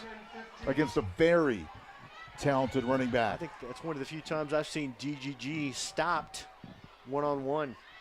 That's the guy they said they feared the most. 2 receivers left, 1 right. Time up in the air, complete. Boy, they were just afraid to play off, to get close to Dotson. Dotson makes the catch, and so you get a chunk of it back and get in a makeable situation right now. Well, they had Cam Deep on the right side. They had Ben Darnell on the right side, and it's kind of like what we talked about, Jim. You just can't cover them all every play. Still not a first down. Bring it down to the 30 and have to get inside the 28 to pick up a first down. Third down, 2 yards to go. And there's the burst. Wow. And a hit from behind, enough for the first down. Great burst of speed, great acceleration that time by David Gabriel Georges. And he picks up the first down, keeps the drive alive, and this will be play number 10 of this drive. Jim, that cut by DGG was at about the 25 was just outstanding. So down to the 15-yard line. Cherry looks in the end zone, puts it up in the air, and there it is. There it is. Dotson with another touchdown reception, his 6th of the season. And the Tennessee commit, free in the corner of the end zone for a 30-yard touchdown reception. Baylor adds to their point total, which is now 16-zip. Second touchdown in the second quarter, scoring at the 4:55 mark. I'm trying to add the extra point.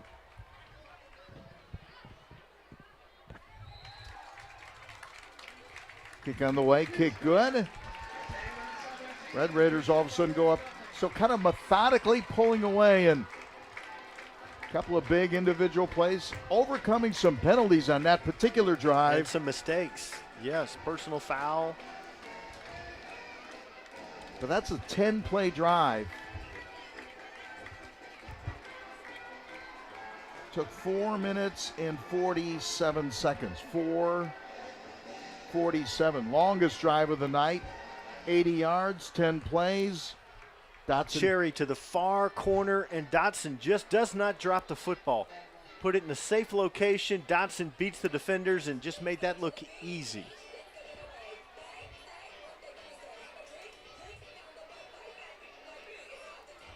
So they've gotten some matchups they liked, obviously. Field goal in the first quarter, 35-yarder by LaForge, made it 3-0 Red Raiders.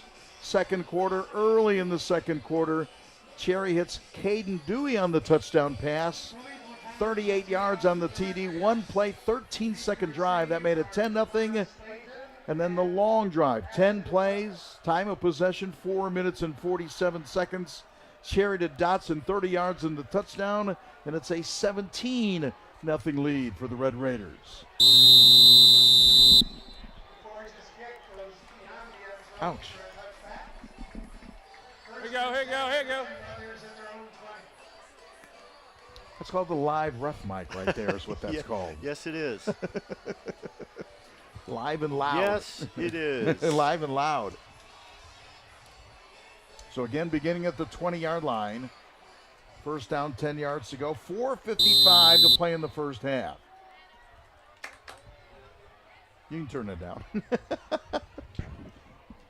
Starting at the 20-yard line, Frazier the quarterback. I'm surprised we haven't seen more of Ethan Johnson, in all honesty. I thought they would feed that beast a little bit more than they have. There you go. Careful what you wish for, right? Turns the Yes. corner far side. I just think he is elite in what he does. Especially with a head of steam. Gets ahead of steam, and he is a load, and I like his acceleration as well. Starts at the 20, and on that first down play, picks up about 6.5, 7 yards. Jim Reynolds, offensive coordinator. Yeah. Who knew? Yeah. Even the blind hog. Frazier from the gun with Johnson standing in back of him. 2 receivers near side. 1 on the far side.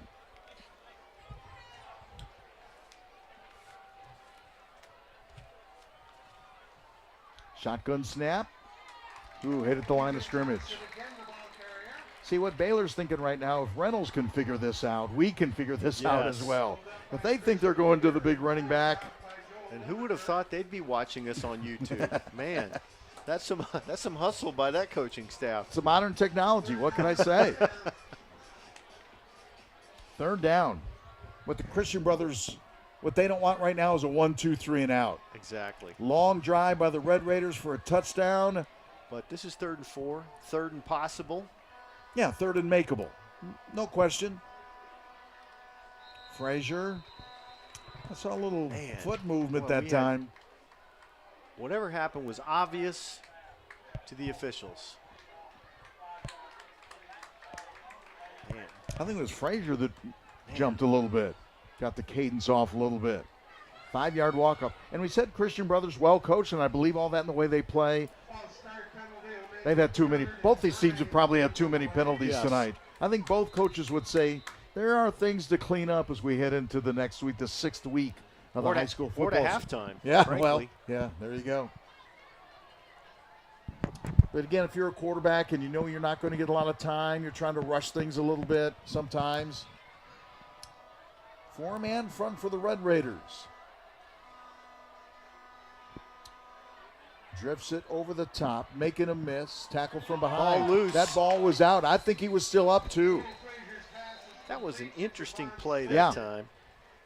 Javon Slayton turned it to his right. I thought he had single coverage. There was one man between him and the end zone. He went back into the middle of the field.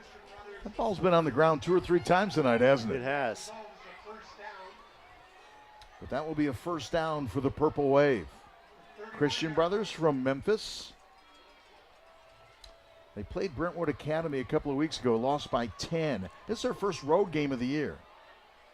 Rolling out far side, throwing it on the run. Nicely done. Man, that was a good throw and a tough catch. Well done there by Caden Starnes, reeling it in, and Frazier rolling to his right and running hard, and yet delivered an accurate throw. Starnes, the junior, making that catch for a Purple Wave first down at the 43-yard line. First down and 10.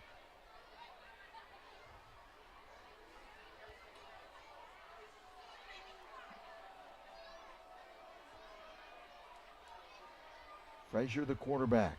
Up in the air. Oh, that should have been picked. Bradley Ilunga Bisalele got his hands on there, didn't close it, didn't clutch. 21 in the right place, though. He was already thinking, what am I going to look like in the end zone? Should I do the Heisman mode or, He thought that was coming. 2:17 to play in the first half. 14 unanswered in the second quarter for the Red Raiders after obviously just a field goal in quarter number 1. Frazier wears number 40 at the quarterback spot as a tribute to his brother who died in a car wreck. Hands off, good move right there. Boy, Jim, what a solid cut. Just planted that right foot in the ground, then turned it upfield. That is a solid run. When he went down, I was ready to yell timber, right? Bam! But he's a guy I don't think you want to tackle. I don't think that's fun. Well, it doesn't get any easier as the game goes on. This we know, and man, late third, fourth quarter, that number 1's a load to deal with. Yeah, he is. And again, when he gets going, he gets moving pretty quickly. I would say his acceleration Doesn't take is him really long. good. Yeah. And nice balance. That was a decisive run. So you see the score, 2:09 to play in the first half. Baylor at home following their win on the road over Lipscomb last week. And everyone's enjoying it here. So Baylor had their first road game last week, a 37-7 win over Lipscomb. And as I mentioned, for Christian Brothers, this is their first road game of the season tonight. The Brothers, as they call them, nicknamed the Purple Wave, all boys team in Memphis. They were really excited to get Thomas McDaniel as their head coach 7 years ago. He had won a state championship at Oakland and was really a hot commodity. I just liked what they were selling at Christian Brothers and said, I can help some young men there. 2 receivers far side, 1 on the near side. Look at that spin move. He turned it. I was going to say, positive Moved yards. the chains. And that'll be a first down. Ethan Johnson at tailback is putting on a show here. And brings it down to the 46-yard line. Christian Brothers with less than 2 minutes to play in the first half. We've talked about this situation like this. Christian Brothers would love to kill 2 minutes and not put it in the hands of the Red Raiders before the third quarter, knowing that they're going to get the football first in quarter number 4.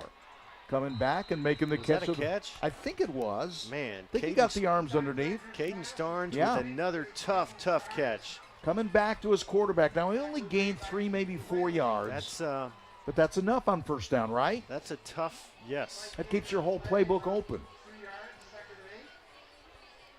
Tough to execute and tough to defend. I'm calling it 2nd and 7. At the 43-yard line.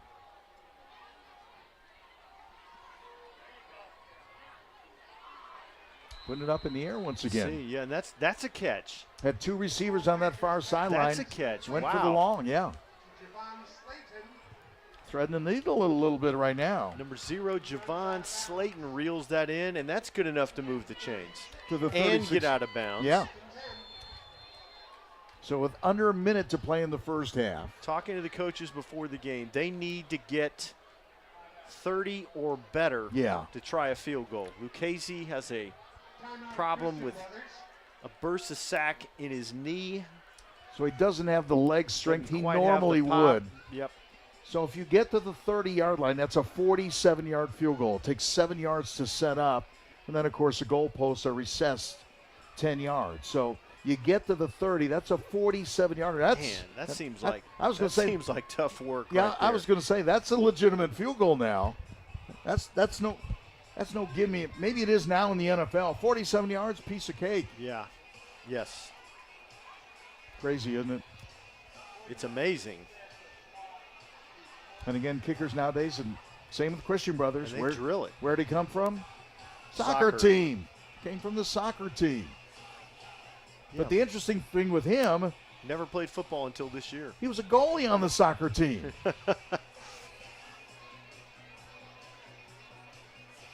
First down, 56 seconds.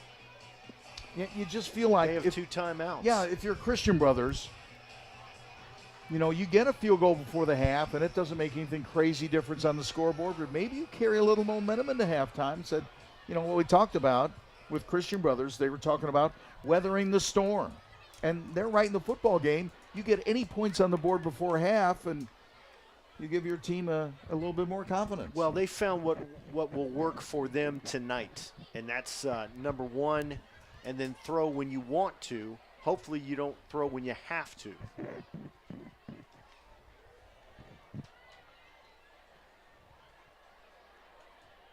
Without Rafi in there, he hasn't returned yet. Now, I haven't looked at him on the sideline, but I probably should. If he's still hanging around Billmore Smith and Dr. Billmore Smith. Frazier to throw over the middle. Right. Oh. And he, wow, that's a bang play. They're going to call. You think it's PI or targeting? I don't know. I say targeting because of how There's a flag at the 23. I think if I'm throwing a flag on that, I'm saying he was defenseless. I don't think it was pass interference. But if you say he might have been defenseless and led with the crown, I'd have to see a replay. It was a very quick play. During the pass, we have a personal foul against the defenseless player. There you go. 8 on the defense, 15 yards from the previous spot. The play will result in a first down. I understand being upset, but my point was being that's the only call. It was not pass interference. Right. But I could see defenseless because he took a pop and was looking one way, and as soon as he turned, took a hit. But again, that's a bang-bang play, and these people are in motion. These people are in motion. You cannot stop on a dime. Well, the strike area is armpit down.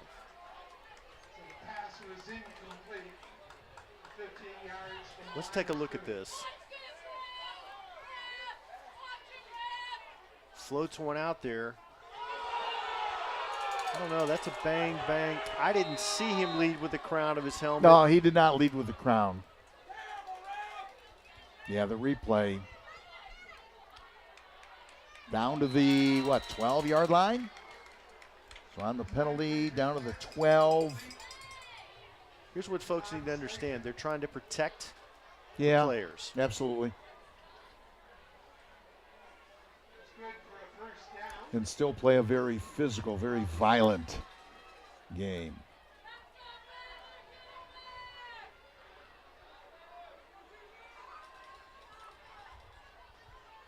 Handoff right up the middle. Inside the 5 to the 4-yard line. This could be a big turn of events right here. Really could. Clock running. They still have 2 timeouts. 19 seconds to play in the half. Frazier. They're going to have to burn one. They are. And they in the do. Lowenberg, And right? another flag comes in.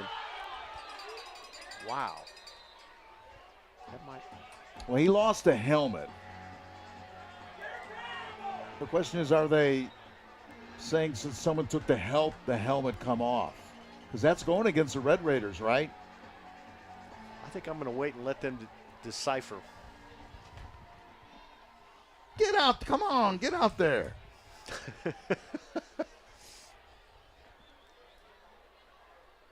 Let's see here.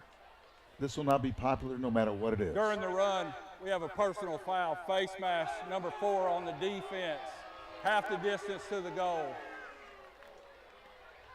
See, Jim, you got to let the people make the decisions. And you're right. It's not going to be popular. 6 seconds remaining. What do you do here? Timeout, Christian Brothers. That's his last of the half. Well, You know, Jim, they may just turn it loose and put 4 receivers in there and give it to number 1. It's your best player. I'm thinking spread and then let the quarterback operate. Let him pick. And again, the best choice may be spread and him finding the gap and going right up the middle. Something like that, because he's shown some ability to get some short yards. And we're down to the 1.5? This drive, remember, began on the 20-yard line after the Baylor touchdown. And we talk about momentum. You get in the end zone here, and It's a whole different world. yeah. Going into halftime. Knowing that Christian Brothers is going to get the football first to start the Yes. third quarter, right? Baylor won the toss, opted to take the ball, correct? Yes. Yes. As usual. Yeah, they want the ball. Want the ball in their hands. All right, that's 2. That's first and goal from the 2 with 6 seconds left, which is a little bit different area code for this particular situation. Here we go. You better plan on one play. You got Adam Schmitz. That's going to, and you're going to have Baylor calling a timeout, so Ethan Johnson. they've seen what Timeout, Baylor. Christian Brothers wanted to do. Second of the half. Lined up with basically an eye look with a full back and a tailback, and then saw that look. And let's see if Christian Brothers changes things up, or they just wanted to show and make Baylor react. A lot of penalties, and those penalties have been big on this drive and in this game so far. You lose your nose tackle.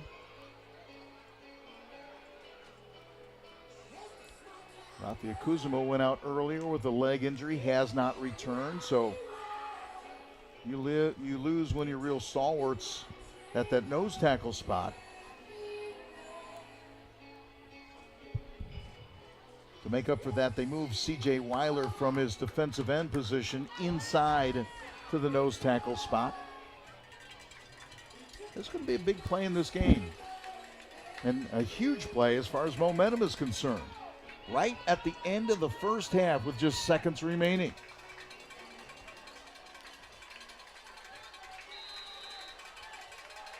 Under center, stack the formation. Frazier, the quarterback, number 40. Following his blockers into the end zone. There it is. Ethan Johnson capping an 80-yard touchdown drive. And he scores with 2 seconds left to play in the first half.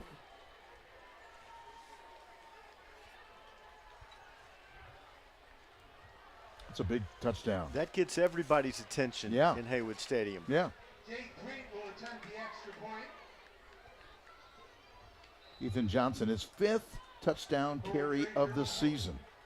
Had 2 last week against Hillcrest. 1 here tonight. And the extra point is good.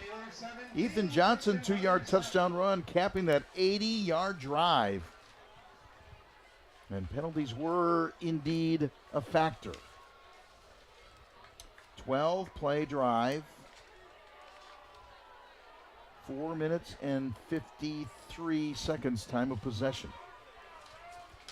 Ethan Johnson, 2-yard touchdown run. So Baylor scored the first 17, but that's a big touchdown for Christian Brothers right before the first half comes to an end. So what do you do if you're Christian Brothers right here? Do you kick it out of bounds and just... I'd kick it. I would... You know what? Just don't get cute here. Just kick it out of the end zone. You've won the second quarter. You got yourself up off the deck and back into the football game.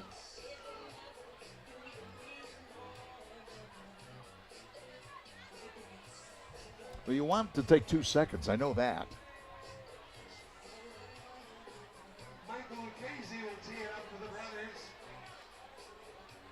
Deep for Baylor are Cameron Sparks and Caden Dewey. Yeah, you don't want to kick it. You don't want to put it in Sparks and Dewey's hand, I don't think. And, but look at Sparks wants to throw a block. Come this way. Dewey near side and hit out of bounds. First half comes to an end, and an entertaining first half it was. It's a 17-7 lead for the Red Raiders. So Baylor led by as many as 17, and then Christian Brothers in the final seconds of the first half, they get on the board to make it a 10-point game at the halftime intermission. Let's take a look at some of the highlights in the first half. This is the 35-yard field goal by LaForge, and that puts Baylor on the board at the 6:36 mark of the first quarter. The field goal was good. Baylor draws first blood, and they have a 3-0 lead at that juncture.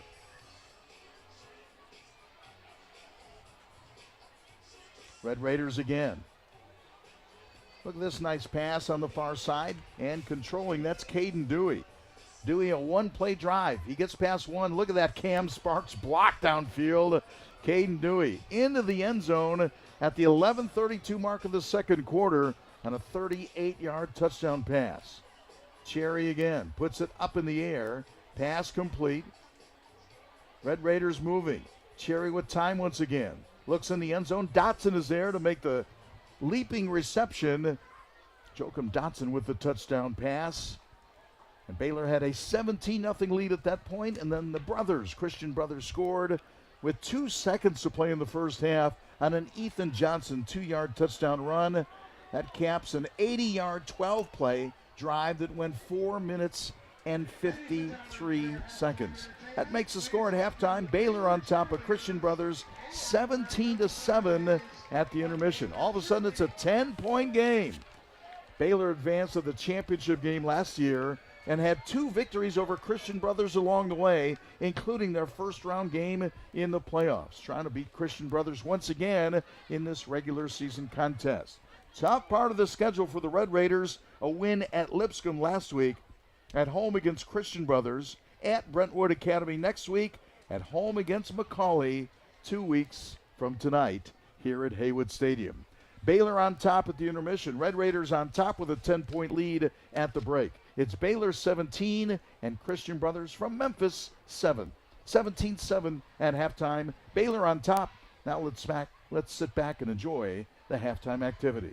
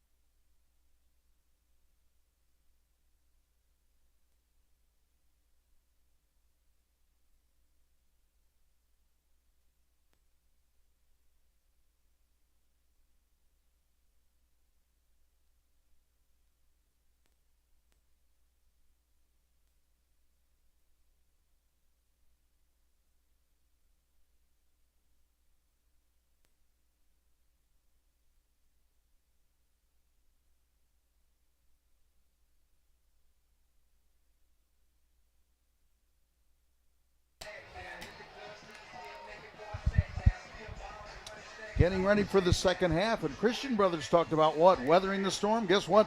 They weathered the storm. They did that and then some, and they really put together their best drive, really controlled the clock. And when you go that long, that many plays, that means you're executing. They had some help with some penalties, but they cashed in at the end. And, boy, it's a 10-point ball game instead of a 14-point ball game. So if you're Christian Brothers, you got to feel good. You got juice, and you're going to have the football to start the third quarter. And you're probably going to use the same offense that you just scored on. A lot of Ethan Johnson, play action off that, and just see how far you can take this thing. I always like to see how teams respond. I think it really shows you, especially in this area, in the high school ranks. NFL, it's a different thing. College, that's a different thing. You see teams respond, and Christian Brothers did just that. Baylor goes up 17-0. That was the cherry to Dotson 30-yard touchdown pass with 4:55 to play in the first half to go up 17-0. You just feel like Christian Brothers could have folded their tent right there, but they did not. No. Came right back and scored with 2 seconds to play in the half. As you mentioned, their best drive of the night, 80 yards, 12 plays, and Ethan Johnson gets into the end zone on a 2-yard run. So how did they answer when they fell behind by 17? Coming back with a touchdown and making it just a 10-point, 17-7 game at halftime, knowing they would get the football first to start the second And half. Jim, there was nothing easy about that 12-play, 80-yard drive. They got the break of some penalties, but boy, nothing came. There was no 20-yard this, 20-yard that. They had to work hard, and they did. When you hold on to the football for 12 plays, that is impressive. You're doing something right. Especially against this defense that I think is very, very good. So the Red Raiders, bottom line, Red Raiders in a football game in this second half. Baylor won last week at Lipscomb by a 37-7 final score.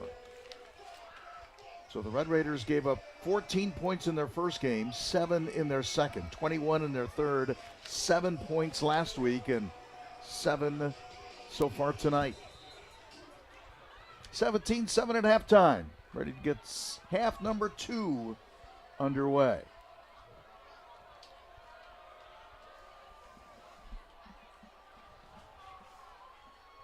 Kickoff in the end zone again. So the brothers, Christian Brothers, Purple Wave will start from their own 20-yard line. Third quarter underway. First and 10 at their own 20.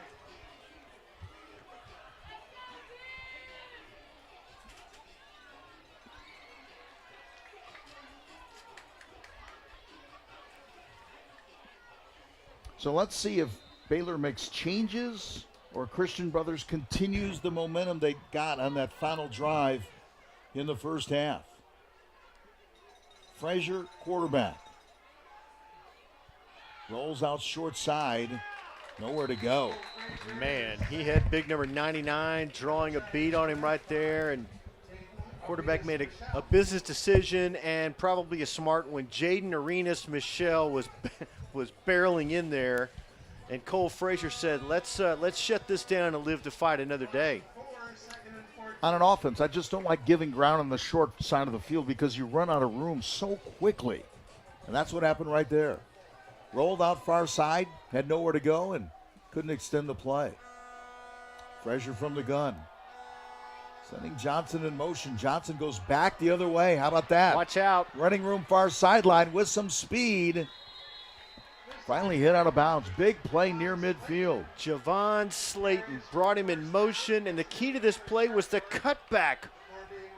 Looked like a jet sweep. He turned it upfield, hit the seam, and Christian Brothers is in business.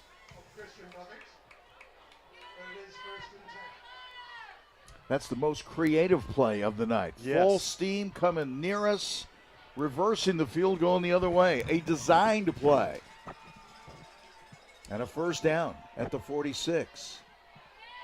Now going back up the middle with some running room. There you go. That momentum has made a difference. That's Ethan Johnson. Big number 1. And another first Got down. him loose, and the chains move again.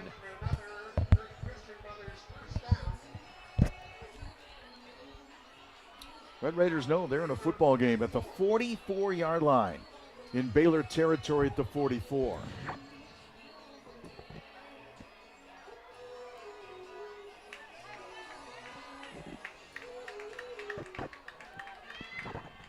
They send 2 receivers near side, 1 on the far side. Running room right up the middle. So I didn't predict, or I didn't expect to see running room up the middle, but Christian Brothers spreading things out a little bit with receivers you have to respect, and then getting a little crease up the middle and picking up a couple of yards, 3 yards up to the 41-yard line. Nice balance that time. They went low, and running back just spun out of that and spun forward. And again, Jim, positive gains on first down. You know, so much we look at the third down. What do you convert on third down? But first down sets the tone for the entire series. Okay, you pick up 3 on first down. Hit at the line of scrimmage and then still moving. Ethan is moving the pile I was gonna almost say, by himself. How many does it take to bring Ethan Johnson down? Depends on where they blew the whistle, how much forward progress he will receive. They're going to give him the full down to the 39-yard line. Now you got third and manageable. Third down 5. Red Raiders on defense on third down and 5.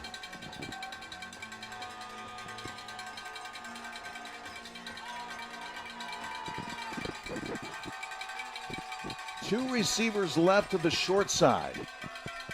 Setting the man in motion, and the keeper hit, and then sliding off. Still not enough for a first down. Boy, that was close, and Frazier made a nice decision, but again, big number 99 is there to ruin the party. We will see what they do on fourth down. Interesting call right here. I don't know if you have what choice do you have? I think you've got to go for it, right? I think so too. If you kick it in the end zone, you're basically gaining 18 yards. But 4th and 3, you got a chance. That's a makeable 3 yards. Maddox McClure checks in on the defensive line for Baylor. Under center, rolling out far side, dumping it off downfield Oh and my gosh, complete. what a pass. They throw the big full, right? Yes, they got him loose. They got big number 49 loose. Yeah. William Umstead, the sophomore. They've gone at him deep a couple of times tonight. And they had just enough time to throw. They sold the run. They executed. That's a gutsy call, I think. I'm telling you, and Christian Brothers now at the 14-yard line. 1st and 10 at the 14, starting at their own 20, moving to the Baylor 14-yard line. On a 4th and 3. Ouch. They move the big tight end left side to right side.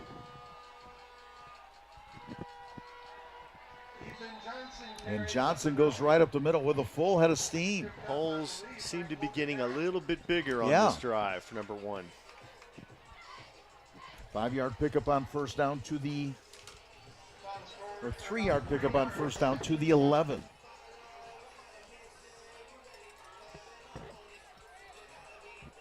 Baylor a 3-man front team. Sometimes they send the linebacker.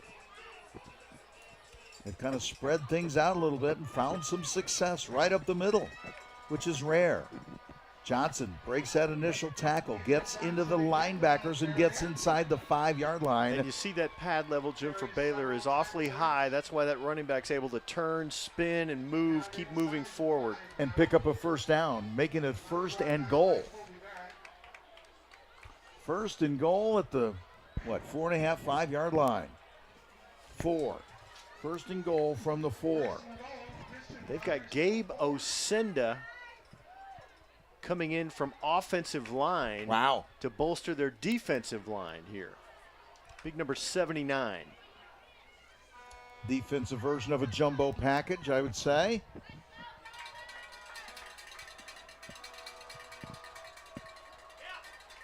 Ethan Johnson trying to go over the top. Boy, Now, he almost, I don't know if you're going to give him. well, his knee never hit the ground because there were bodies there. I think that might have been whistle dead when he got back up, but he brings it down to about the 2.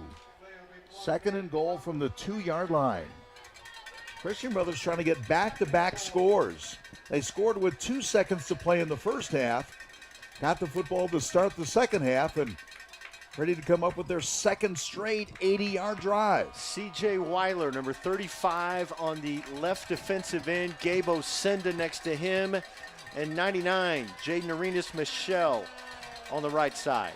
Trying to come up with a big goal line stand. Hit once, but couldn't quite finish him off. Touchdown, Christian Brothers. Solid drive. Javen Slayton. So back-to-back touchdowns for Christian Brothers. He took a pop, but didn't have the greatest angle to bring him down. I think that is, I'm going to wait and see who that is. Not only did they score, but they ate up a chunk Ate of up time half the quarter almost. on an 11-play drive. 11 plays, 80 yards. Last 2 drives for Christian Brothers, 80 yards, 12 plays right at the end of the half. 80 yards, 11 plays to start off the second half.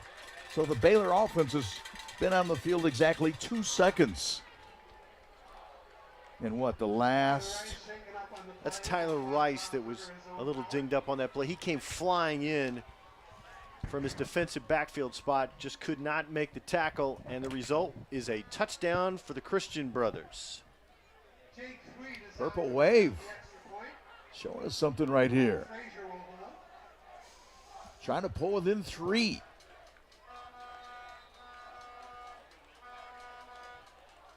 Frazier to hold. Kick on the way. Kick is good.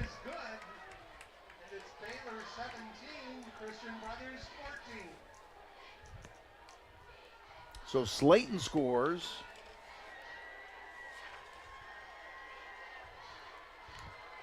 Two-yard run. So back-to-back 80-yard drives.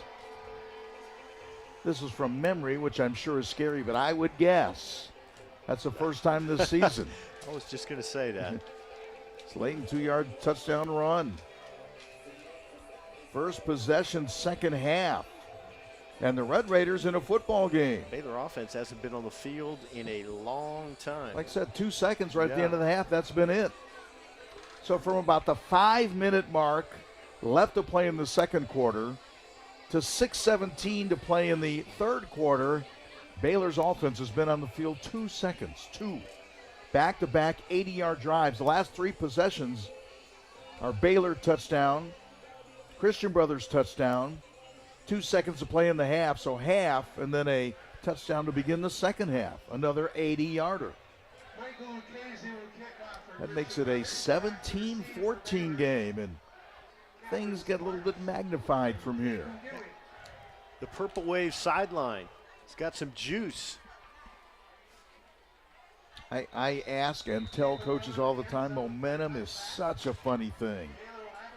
When you lose it, it's tough to get it back. When you have it, you see teams operate with momentum, and all of a sudden you just start believing everything's great, it's going to happen. Well, it's 17-14. 6:17 left in the third. Your offense just needs to do what they do. Yeah, Christian Brothers has been methodical in their offense. Let's see what the Red Raiders can do here. Again, what I mentioned a moment ago, how do teams respond? Let's see how they respond. Shakai Mills Knight. Look at that. Sometimes you just never get a clean hit on him sometimes. Look like he's in the middle of the fray. You're going to really give him a pop, and he spins away. And It's hard to get a clean shot on either one of those guys. no question. Whereas on the other side of the field, they tend to invite those. Ethan Johnson looks for contact. 7-yard pickup on that first down play. Low snap once again. Handoff, and again, makes the first man Goodness miss. gracious. I He think picks up a first down. I think Shakai hit everyone on the defense that time. I don't know if he sought him out, but they found I him. think he got a piece of everybody.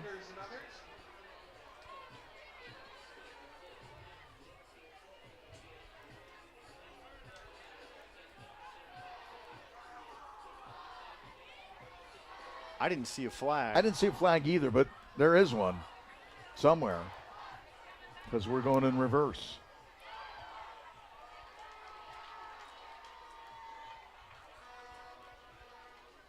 During the run, we have holding 58 on the offense, 10 yards from the previous spot. Replay second down.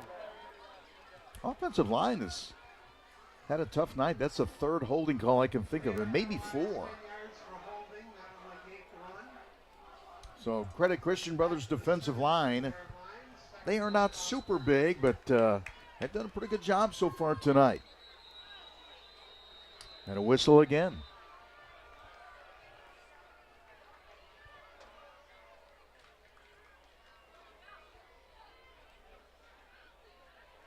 Prior to the snap, we have false start, number 2 on the offense, 5 yards from the previous spot. Remains second down. That's on Caden Dewey. These penalties pile up, and now you're looking at second and a bunch. You get that far in back of the sticks. Yeah, it's second and 17 actually. Well, you're at the 12. You got to get to the 30. Screen pass. And I'll tell you what broke that up was the low snap, messed up the timing on the whole thing. Christian Brothers was able to snuff it out. K.O. Sanders from his backside linebacker spot made that play on Shakai Mills' night. The low snap has been a problem all night long. Yes. A couple of times it's been a glaring problem, but on a couple of occasions it's also just thrown off the timing of the play.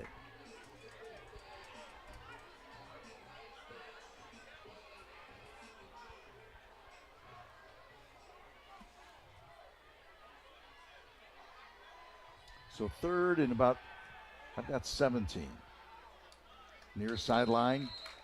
Hard to make a first down on a sideline play like that, but pass is caught. Now you lean on Sam Shutters and your kicking game to flip this field. Red Raiders in a football game for the number 1 team in the state. Yes, sir.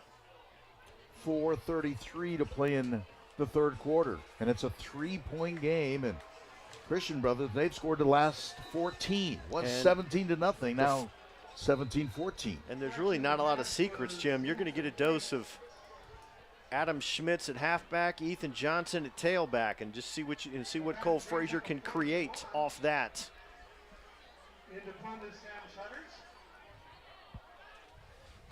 Shutter standing in his own end zone. Standing in the O in Baylor. Nice kick. But he catches it on the run and brought down in Baylor territory around the 38 or 39 yard line. Such an aggressive play by Javon Slayton, sure-handed and turned that upfield. Had he let that bounce, that would have been at least a 20-yard difference. Brought it down the run with a little momentum. So with 4.5 minutes, 4:29 to play in the third quarter. So now they've moved C.J. Weiler close to nose. They brought in Ben Darnell from tight end to play left defensive end. Middle of the line, running room once again. And they are just pounding the rock right now. I did not expect that. Well, the loss of Rafi Kuzamana has been a big one for this Baylor defense. Starting this drive at the Baylor 39-yard line. Oh. Oof. Don't leave your feet, right? Goodness. Joel Lowenberg and Chris Reniger. And by the way, Reniger is a fantastic name for a linebacker.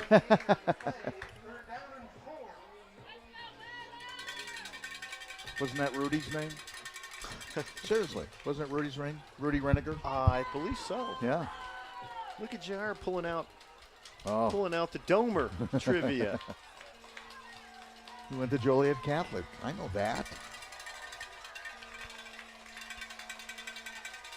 Third down. Frazier rolls out far side, throws on the run. Bradley Ilunga Bisalele made that play. Pressure. Frazier had nowhere to go with the football. Lucky to get rid of it. Nice throw on the run. Just he only had one place to go with it, deep.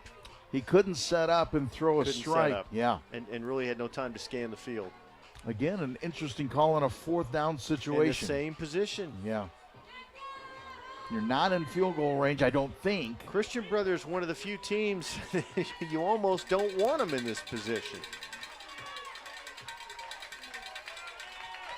So a fourth down and about 3.5.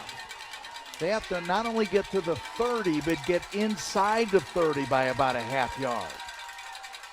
Play action, rolling out far side, and a nice defensive play. Number 99 steps up once again, and he had a lot of help. The big cat looked like he got his paw on that one, and Baylor turns back that surge. Keaton Whaley also involved there. Big play, getting it back on downs. That was huge. So pass rejected, getting a passing lane. That's exactly as you're taught. Great timing. That was basically, I mean, you felt like that was a field goal to be had there. Maybe a little outside, actually, next to Lucchese's range because of the injury. In any case, Baylor takes over with 3:15 left in the third. A kick from there would have been 50.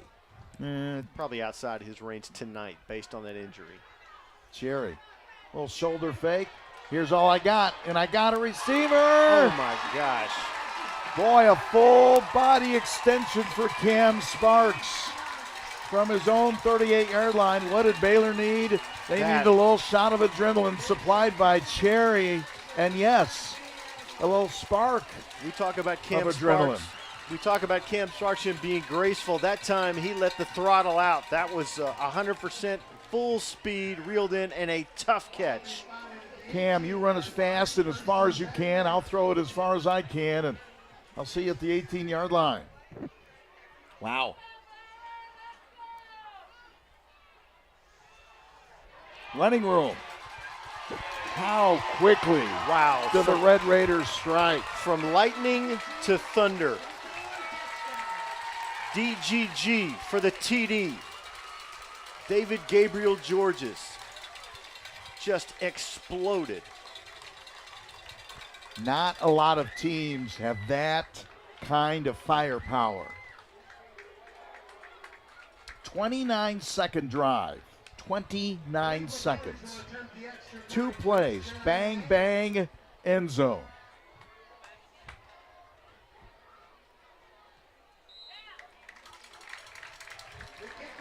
And how important is a 1-score game becoming a 2-score game?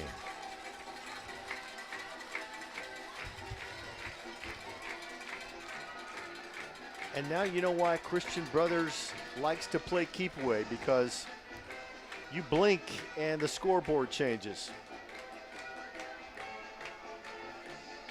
2 plays, 62 yards. Let's watch this replay again. First, we're going to go deep. Cherry, look at that pump fake. And then watch Cam stretch out right there and reel that in. Wow. Boom. At about the 18-yard line. That's the lightning. Here comes the thunder. David Gabriel Georges, well blocked, and he just shoots through the rest of the defense. And the Red Raiders lead it by 10. We talk about teams answering, right? That 2 was plays. emphatic. Yes, sir. 29 seconds, time of possession. So what's the difference between Baylor and Christian Brothers? Christian Brothers, 80 yards, 11 plays. Baylor, 62 yards, 2 plays. Red Raiders have had another drive tonight, 38 yards, 1 play.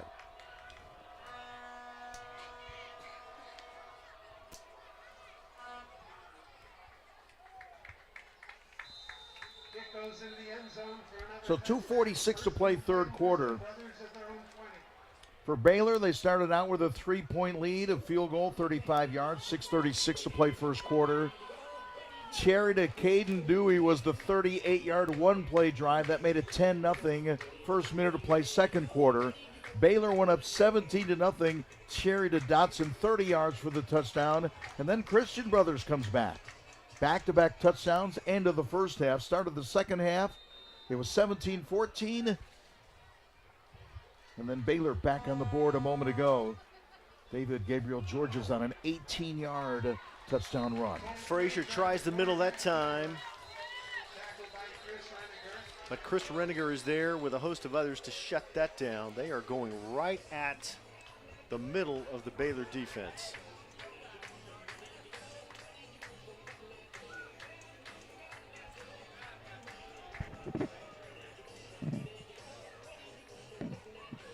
A 2-yard pickup on first down, so second down 8 at the 22-yard line.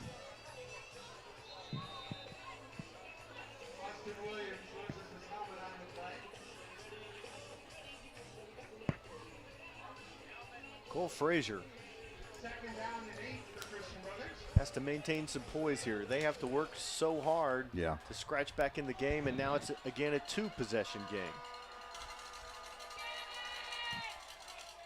That one was almost tipped. If it wasn't. It was almost. I don't know if he might have gotten even a fingernail on that. But picks up a couple more yards just to the 24-yard line. Joel Lowenberg there defensively, among a host of others. 3rd and 6. Just outside the 25-yard line. So have to get to the 30 to pick up that first down.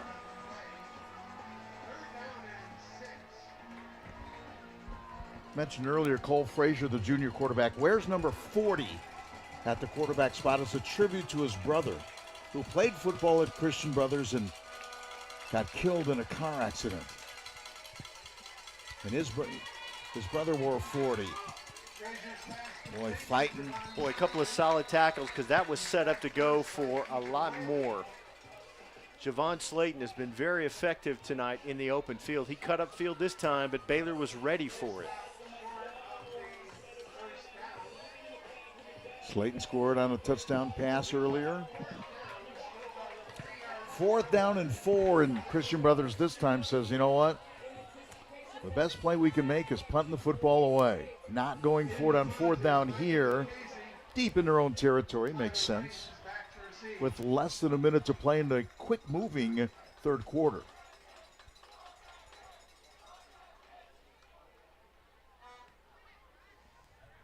High kick, end over end, fair catch called for and made by Tyler Rice.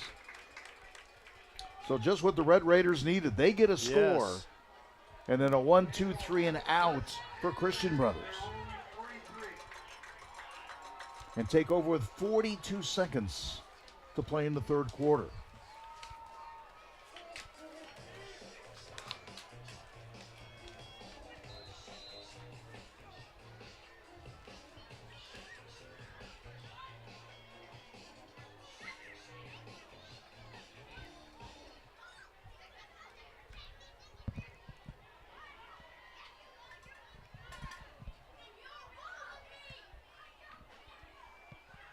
Riggs, Cherry, woof. Wow. You got to give Christian Brothers credit. They have made some solid tackles tonight. They have played a physical brand of football. When you bobble something like that, you're just setting yourself up to take a hard hit. Elliott Shaw, the junior, with a nice open field tackle that time. So they lose 3 yards on the completed pass. And what could be the final play of the third quarter, we'll see. See if the Red Raiders are in a hurry or not.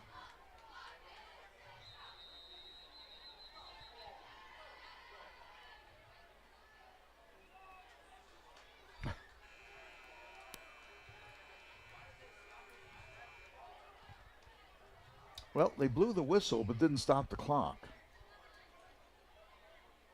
I'm perplexed.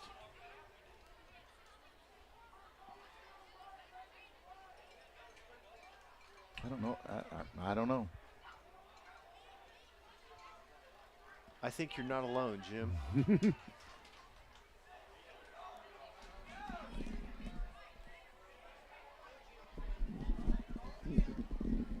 Yeah, we're number 1. I get it. The play clock is malfunctioning. We'll keep it on the field. Okay.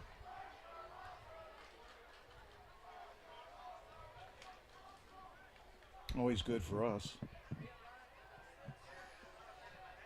Game clock is set back to 6 seconds. There will be one more play in the third quarter. So Cherry will go from the gun. And Shakai Mills Knight will run over some people and pick up a first down to the 45-yard line. I mean, that was as physical a run as we've seen from number 1 all season. Went through the middle in traffic, Just lowered the pads. Just lowered the pads. Christian Brothers 14. And that brings the third quarter to a close.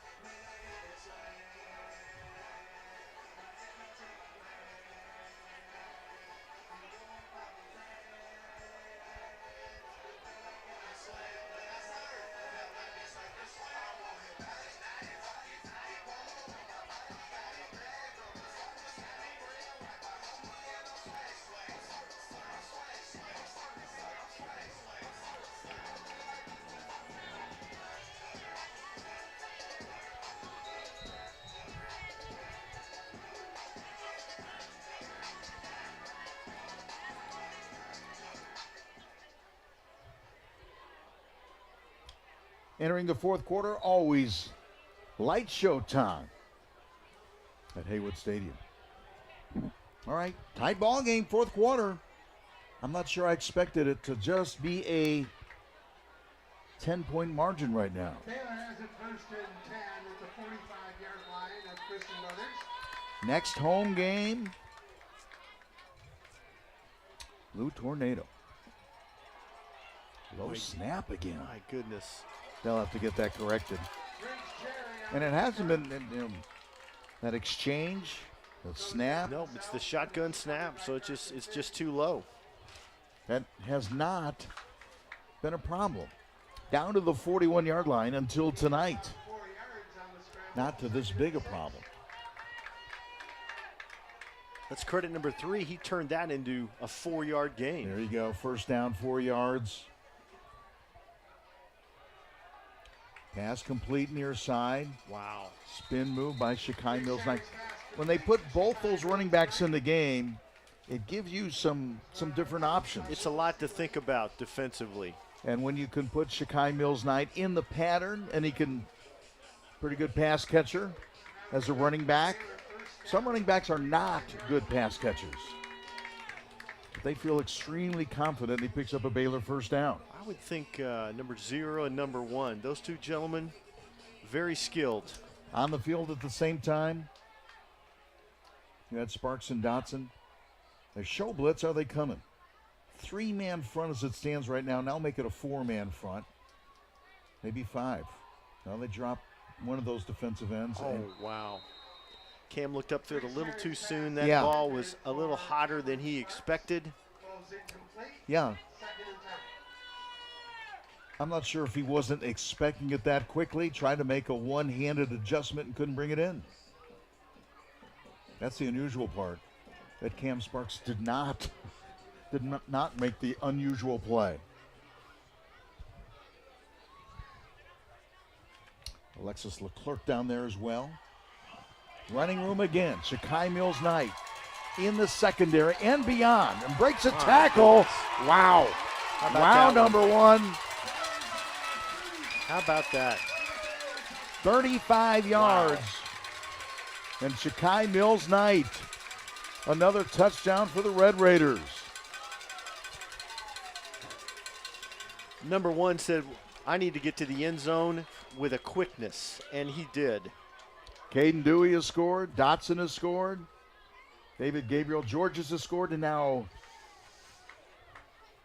at Shakai Mills Knight on a very impressive 35-yard run for the Ole Miss commit. That was physical. That was fast. That was amazing to watch. That was impressive.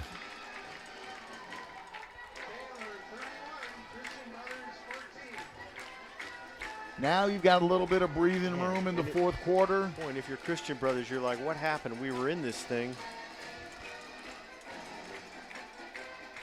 We had it to 3.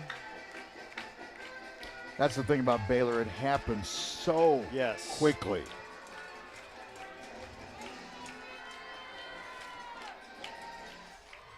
This is a great run, folks. Just watch this. It goes right up the gut with a burst of speed, and then the cutback right here.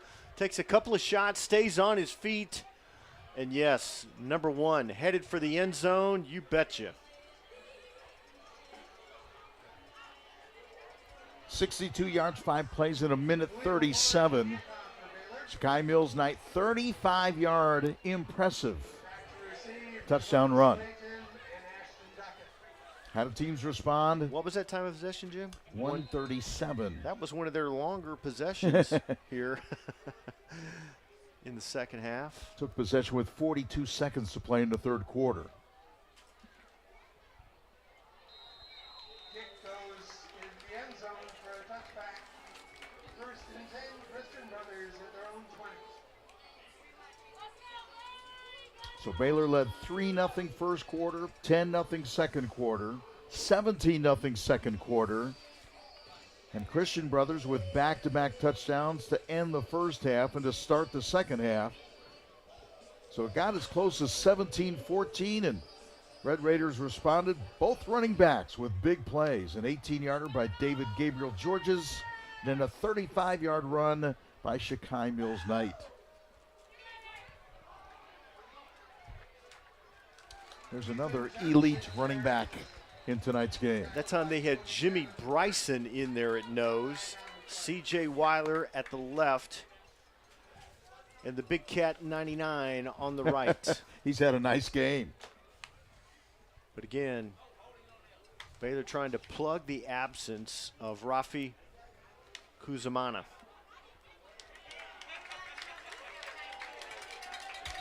And the Purple Wave called for a hold. Yeah.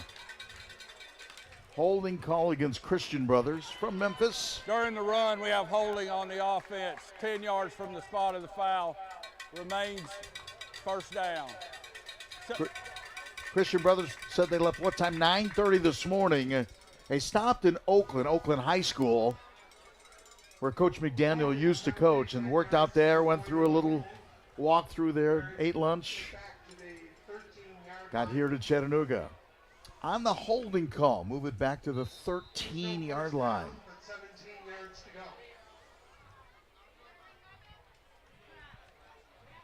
go. Boy, Christian Brothers was thinking they weathered the storm, didn't they?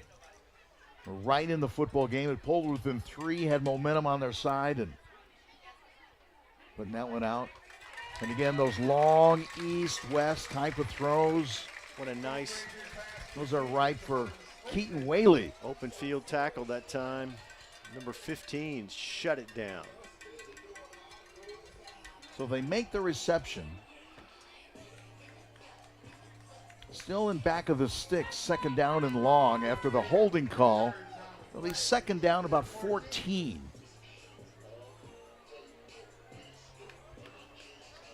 So still a ways to go for Christian Brothers.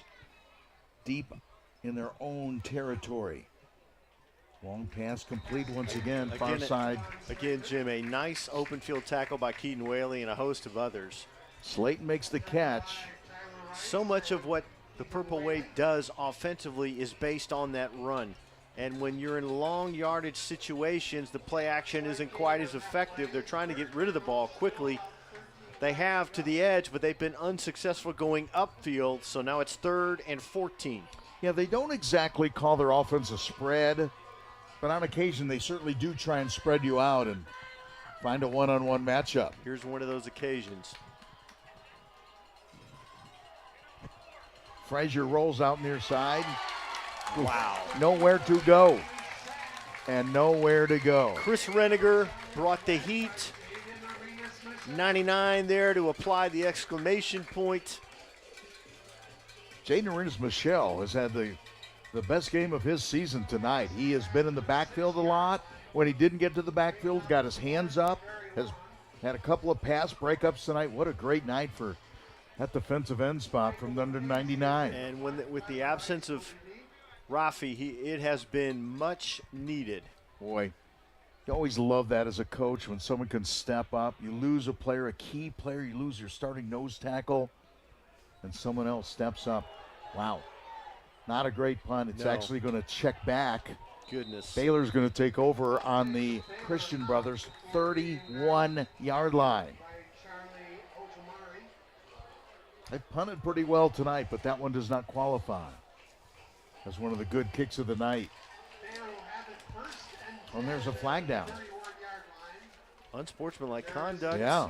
on Christian Brothers. So a bad punt. Just got worse. Yes. So 8:29. Hold on here. I'm trying to read lips.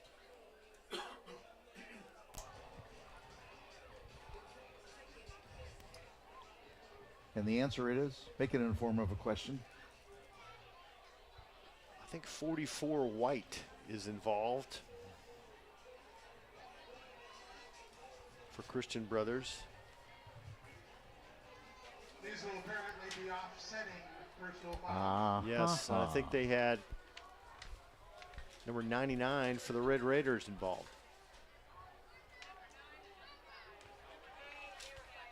He's earned it.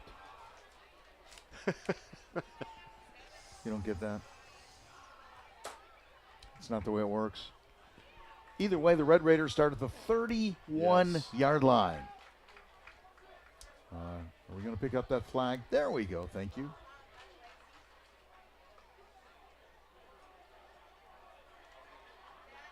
Look, we got a flag and we got a backup flag. Yeah. The officials tie BBs So- in there and then rubber banded off. That's why those flags fly the way they do. Get a little weight in there, a little ball. After the play, we have a dead ball, unsportsmanlike. 99 on the red. We have a dead ball, unsportsmanlike on the white. Those fouls offset. First down. Starting at the 31-yard line. I think this is the best field position yet for the Red Raiders to start a drive. Briggs Cherry has gone the distance. They move the big tight end left side to right side.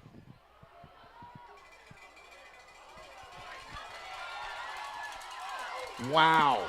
How did he stay on the feet for those last 5 yards? Did he bring a skateboard with him on that play? My gosh. What in the world? David Gabriel Georges. Here's what these guys are doing tonight. They want to take everything to the house. They're not looking for 2 yards. They're looking for a house shot. And that is all going to be erased. During the run, we have holding, number 9 on the offense. Fouls from the spot. 10 yards, remains first down. So my question, Jim, I'm going to ask your umpire advice. Let's translate it to this. When you have 2 flags, are you more apt to throw one as opposed to just one?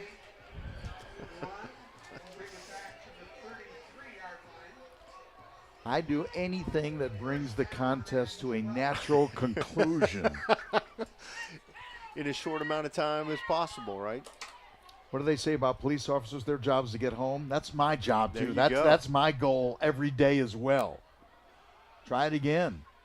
Grabbed him by the jersey and brought him down. But again, look at Christian Brothers. I'll give them credit because they still have hats around the football. Yes. They took a great shot from Baylor. It was a 3-point game, and now it's what? A 31-14, 17-point lead. It was down to 3 and then back-to-back touchdowns for the Red Raiders. Which is not insurmountable. It's just that with their ball control type offense, they have to work. They need a 12-play drive instead of a 2-play drive, basically. That's what they're built to do tonight. Yeah, you're right. You just feel like Christian Brothers has to win time of possession to win. And I think most times they will. I don't think time of possession means anything to the Red Raiders. Pulling it back. looking in the end zone. And yes, caught he it. did. And then said, yeah, here it is. Wow. Welcome, Dotson. What a show. His second one of the night. He had a 30-yarder earlier. And then knocks that one down. Said, I'll make the next one 31. Man, nothing Turn easy the about pass. this We have catch. pass interference on the defense, number 2. That foul is declined.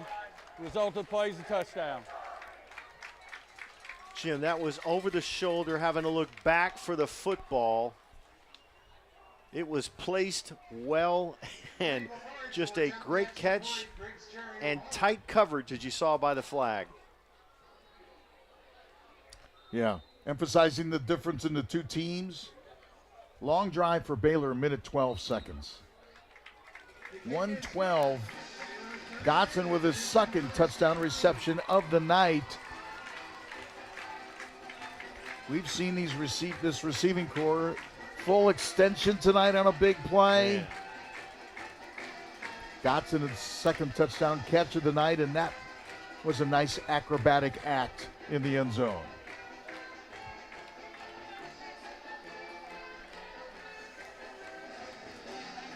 Let's take a look at this one, folks. This is spectacular. They put Ben Darnell on the right side of the play action, and then they just go up top. Cherry drops it in the bucket, and look at the concentration by Joachim Dotson. Wow. That was nice. Dropping it in. So Baylor 17 points in the first half, 21 in the second half, 14 points coming in the fourth quarter. So breathe easier. This was a 3-point game. It was 17-14. Late in the third, midway through the third.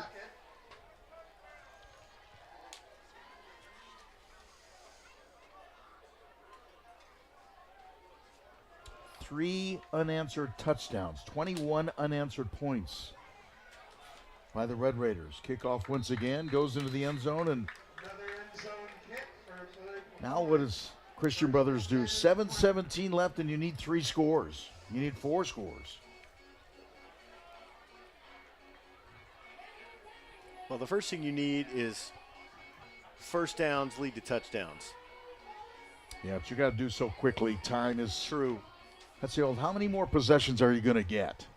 I don't think you get to misfire on one and still be in the football game. It's gone from a 3-point game to a 38-14 lead. We'll see if Frazier can throw it all over the yard, because I have a hunch that they may have to do sometime on this drive. If I'm Baylor and they run it up the gut, you know what I say? Thank you very much, because Yes.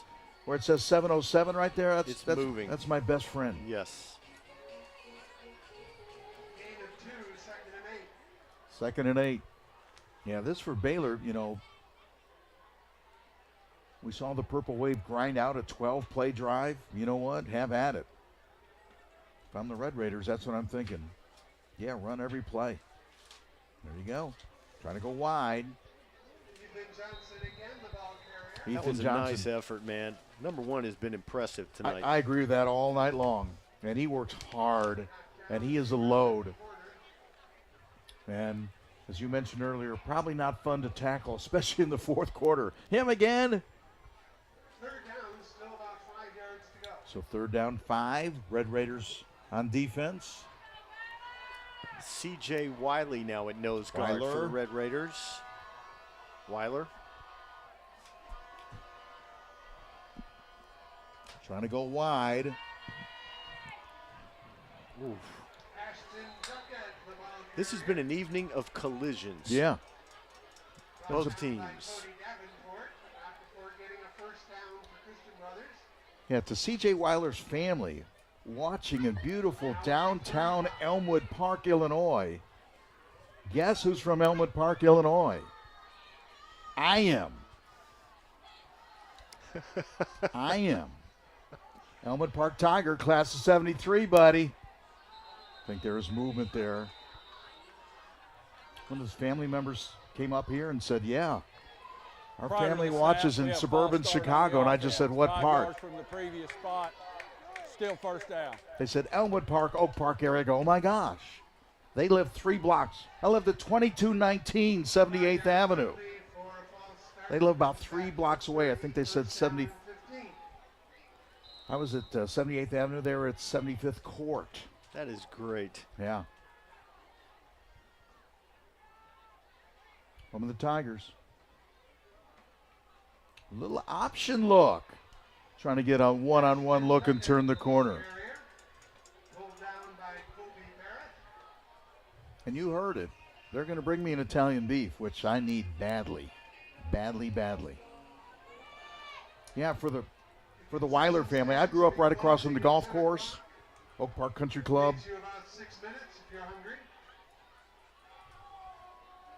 That's big. I was a scourge. I'm sure they still talk about me to this day. Nothing but good things, Jim. Not so much. So Duckett, the ball carrier on 2nd down and 11. So now you have another big 3rd down play. Can they convert again on a big 3rd down? Ashton Duckett, the senior running back. And a player down for Christian Brothers. It is Hayes Kudus, the junior. Didn't they tell us his brother plays for Arkansas, I believe? Believe so. Yeah. So a little football in the family there.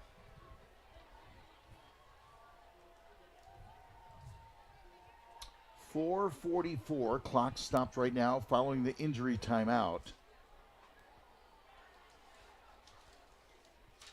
I said for the Red Raiders, their schedule really starting with those region games. Lipscomb, Christian Brothers, Brentwood Academy, at home against Macaulay. Those are the 4 games that will certainly define at least the regional part of the season and where they're going to end up in postseason play, what their seed will be. So from the 39-yard line. Next week, they get a look at George McIntyre, Tennessee recruit, 5-star quarterback. Brentwood Academy. Saw him here last year. They say he's even better.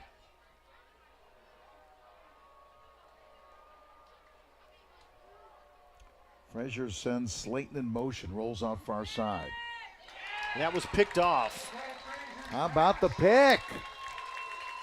Chris Reniger. They have worked that sideline all night, and number 27 smelled that out with the INT. Is that the first Christian Brothers turnover of the night? Yes, sir. Baylor fumbled earlier, so now the turnover margin even, 1 apiece. Now with 4:25 remaining, you might see a dose of those 2 running backs to kill this clock.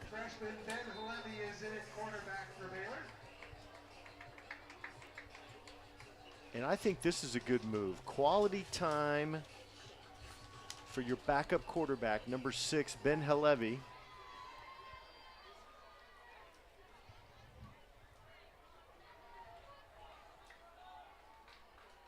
The Levy goes from the gun. I think he's going to be doing a lot of that, don't you? Look at that. Look at that. My goodness. I think he bumped him into the end zone. Woo. That's just nasty.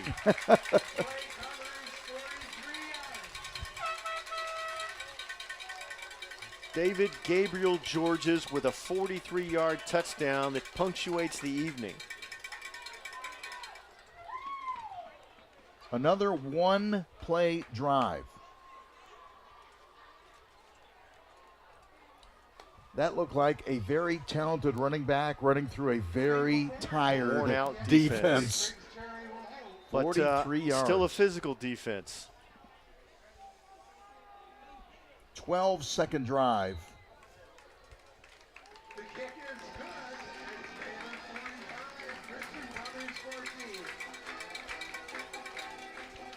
You have seen it all tonight, right? Really? All the stars have come out. Caden Dewey with a touchdown reception. Dotson, touchdown reception. David Gabriel Georges, touchdown run. Kai Mills Knight, touchdown run. Dotson, touchdown reception. And another touchdown run of 43 yards.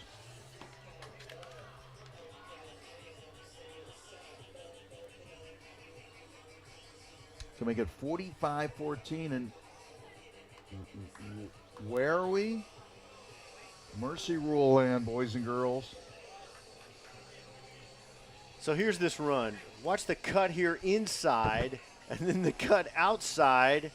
That just kicks in the gas, and the rest of it is just DGG. Yet another touchdown. What a great night. And once again, Jim Reynolds has uncorked the mercy rule. Oh. On defense, Jaden Arenas-Michelle, I think, has been outstanding tonight. Kicking game's been pretty good. Again, knocking it in the end zone. And you know what's really, from a coaching perspective, what's best about this game? It was a struggle for a while. They have things to look at. A 3-point game has become a 45-14 game. A 3-point game has become a mercy. At one point, it was 17-14 in the third quarter.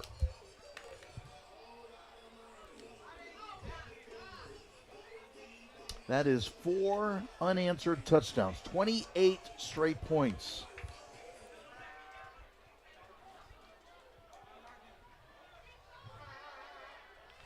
And the Purple Wave, they begin at their own 20 once again. Javon Slayton. Slayton's a good player. You feel like he should get the ball more a little bit. At least I do. He said he's probably their second most skilled player offensively. Ethan Johnson, who we talked about all evening long. He had 85 yards, 2 touchdowns last week, averaging about 74 yards a game, and he is talented. Slayton is right in there at a wide receiver spot as well. Dump off there to the fullback. And a nice open field tackle. How about that? What a good tackle. Tyler Rice. That's one of those Schmitz cats, a big fullback. Yes. Who's played well tonight. Yes, he has. Yes, teams do. They still have fullbacks, right? Apparently. The Purple Wave does. And he is a prototype fullback. Yes, he is. Yes, he is. He'll throw a block, throw his body around a little bit. Made the reception right there, but they list him at halfback, but that's a fullback. Yeah. He's coming at you like Tyler Rice just saw. He's a fullback. Flaring it out of the backfield. Little running room near sideline. Hit out of bounds. Clock will keep running because we're in the mercy rule. Yes, he did go out of bounds, but less than 2 minutes. Mercy rule kicks in when the margin gets to 30 points or more. When he started the game, I thought we might get the mercy rule. At halftime, I said, there is no way. Then as Baylor has scored 28 unanswered points, it's now 45-14. And we've got that 30-plus point margin. And a minute and a half left to play in the game. From the 31-yard line. Lots of changes in the Baylor defense here. Ball's on the Yeah, ground. the ball came free.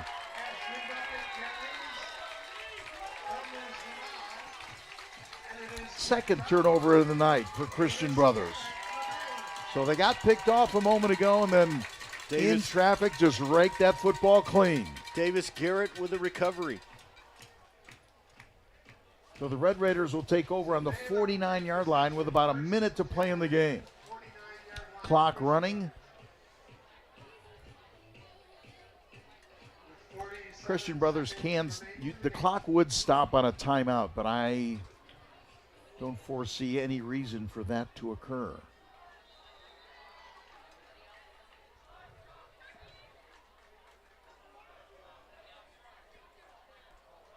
Ooh, little high hit. Late. Ferguson, the ball carry on what could That be the should do final it. play of the game. And on the mercy rule, the clock continues to run even if the player goes out of bounds. So, yeah, that will indeed be the final snap of the football game. Red Raiders are in a battle tonight. If you just look at the final score, maybe you wouldn't know that. But 45-14 the final. And after a slow start in the second half, where Christian Brothers scored a touchdown to pull within 3, talk about absolutely winning the fourth quarter. 21 points in the fourth quarter for the Red Raiders, 3 in the first, 2 touchdowns in the second. It was 17-7 at halftime. Christian Brothers scored on the opening possession of the second half. They pulled within 17-14 and then didn't score.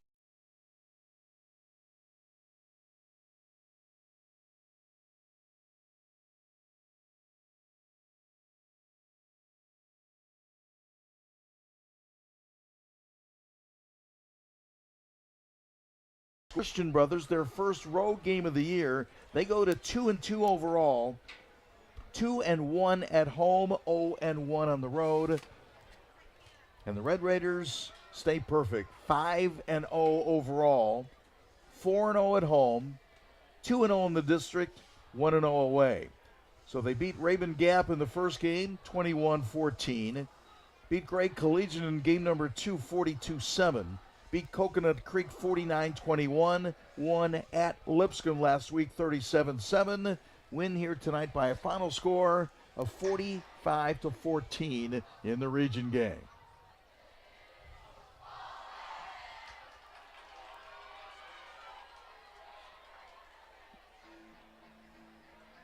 Students, fans here join in the traditional singing of the alma mater.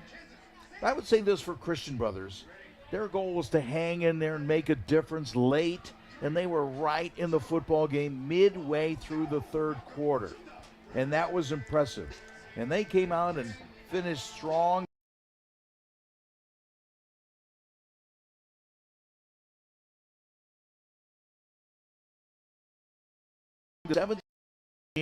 Until Baylor got things going at the end of the third and totally dominated the fourth quarter. And again, for the Red Raiders, big plays. And I said it earlier, all the stars came out.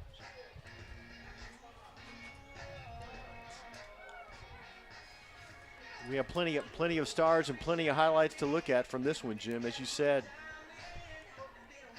Starts with a field goal. 35 yards by LaForge. And then the Red Raiders get back to work on offense.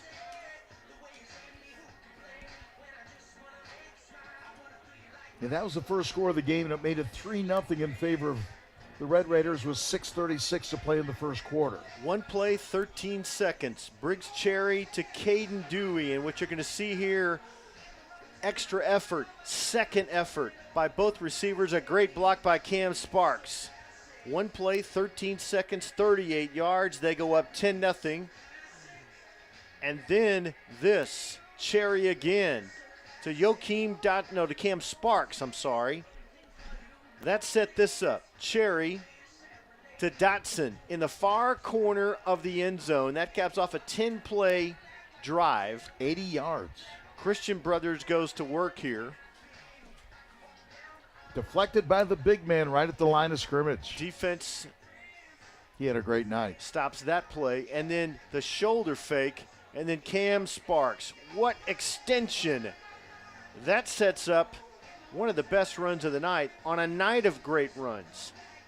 David Gabriel Georges, 18 yards with authority.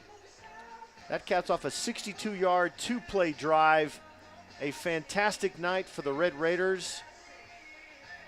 And here is Shakai Mills Knight with feeling. The exclamation point and the final tonight. Baylor big, 45-14. One more to close things out. Briggs Cherry to Joakim Dotson, covered like a blanket, but it's dropped right in there where it should. And the Red Raiders make things look easy tonight, easier than it really was. 45-14 the final. Boy, a lot of stars tonight. A lot of great plays. That's a good highlight reel right there. You want to take a look at what Red Raider football is all about. And again, we saw Briggs Cherry have a good night. Both running backs played well. Joachim Dotson, Cam Sparks, and on defense, Jaden Arenas Michelle was impressive tonight as well. 2 weeks from tonight, is it 1 versus 2 again? We'll see. 2 weeks from tonight, it'll be the Red Raiders hosting McCallie right here. For our crew, nice win for the Red Raiders tonight. Close game became a lopsided game in the fourth quarter. Baylor with a victory here at home. Have a good night, everyone.